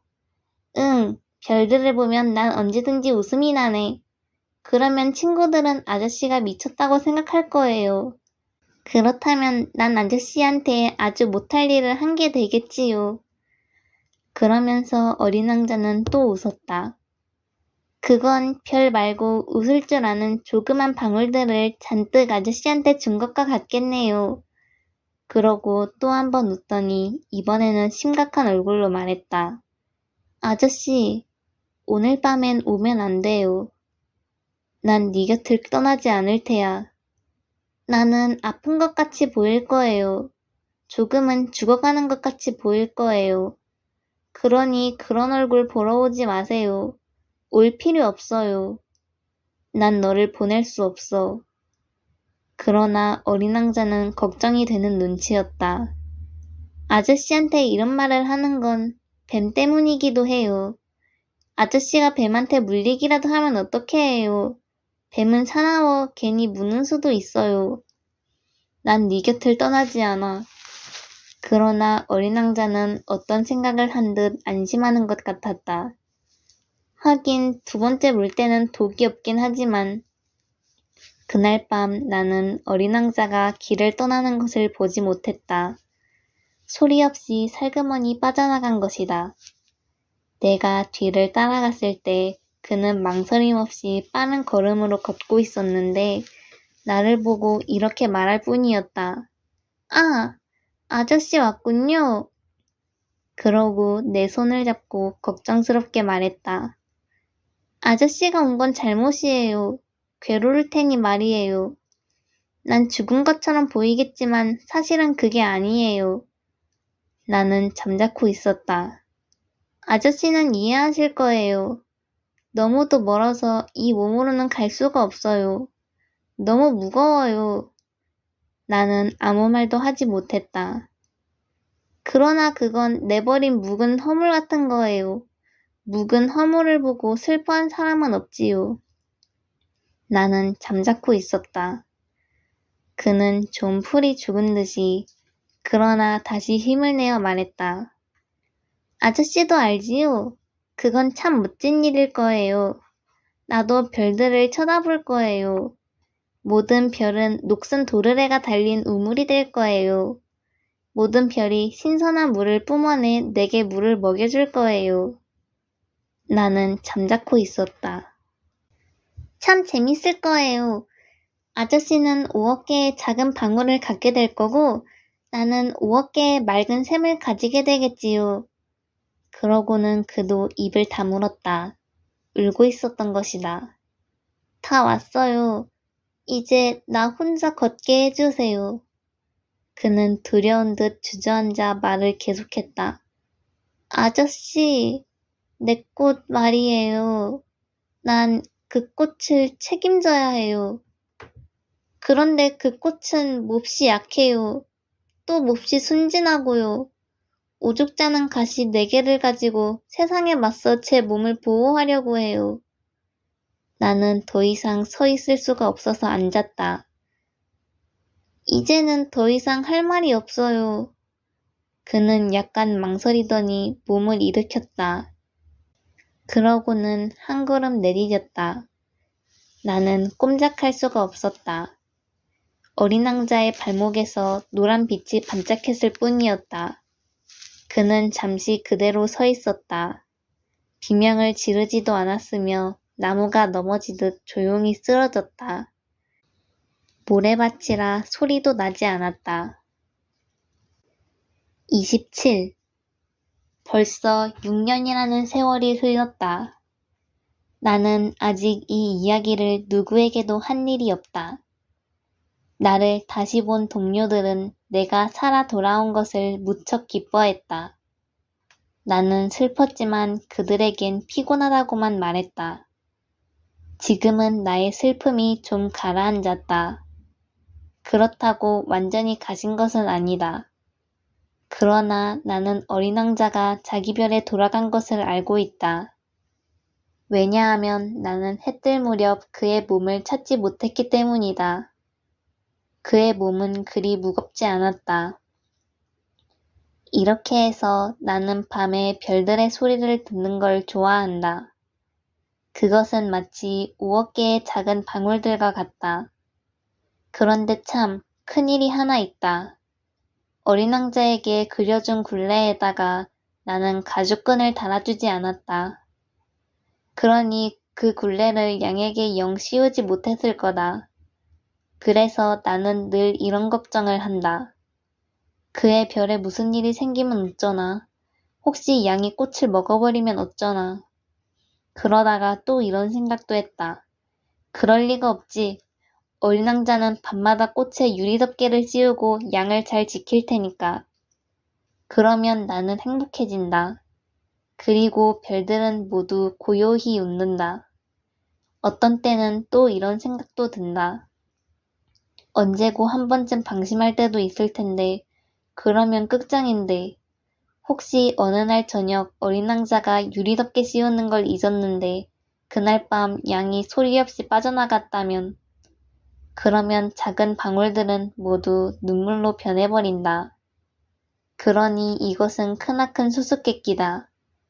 역시 어린 왕자를 사랑하는 독자에게나 내게나 우리가 알지 못하는 양이 어디선가 장미꽃을 먹었느냐 안 먹었느냐에 따라 천지가 온통 달라지는 것이다. 하늘을 쳐다보고 이렇게 마음속으로 생각해보라. 양이 꽃을 먹었는지 안 먹었는지. 그러면 세상이 온통 달라지는 것을 느낄 수 있을 것이다. 그러나 어른들은 이것이 그토록 중요한 것임을 아무도 이해하지 못할 것이다. 이것이 내게 있어서는 이 세상에서 가장 아름답고 쓸쓸한 풍경이다. 앞장의 것과 똑같은 풍경이지만 여러분에게 똑똑히 보여주려고 다시 한번 그렸다. 어린 왕자가 땅 위에 나타났다가 사라진 곳이 여기다. 이 풍경을 똑똑히 보아두었다가 언제고 아프리카의 사막을 여행하게 되면 이곳을 틀림없이 알아볼 수 있기를 바란다. 그리고 그곳을 지나게 되거든 서둘러 지나쳐버리지 말고 바로 저 별 아래에서 잠시만 기다려라. 어떤 소년이 여러분에게로 다가와서 웃으면 그 소년의 머리가 금발이고 무언가를 물어도 대답이 없으면 여러분은 그 소년이 누군지 알아내리라. 그때에는 친절을 베풀어 달라. 그 애가 돌아왔다는 말을 전해주어 나를 기쁘게 해달라.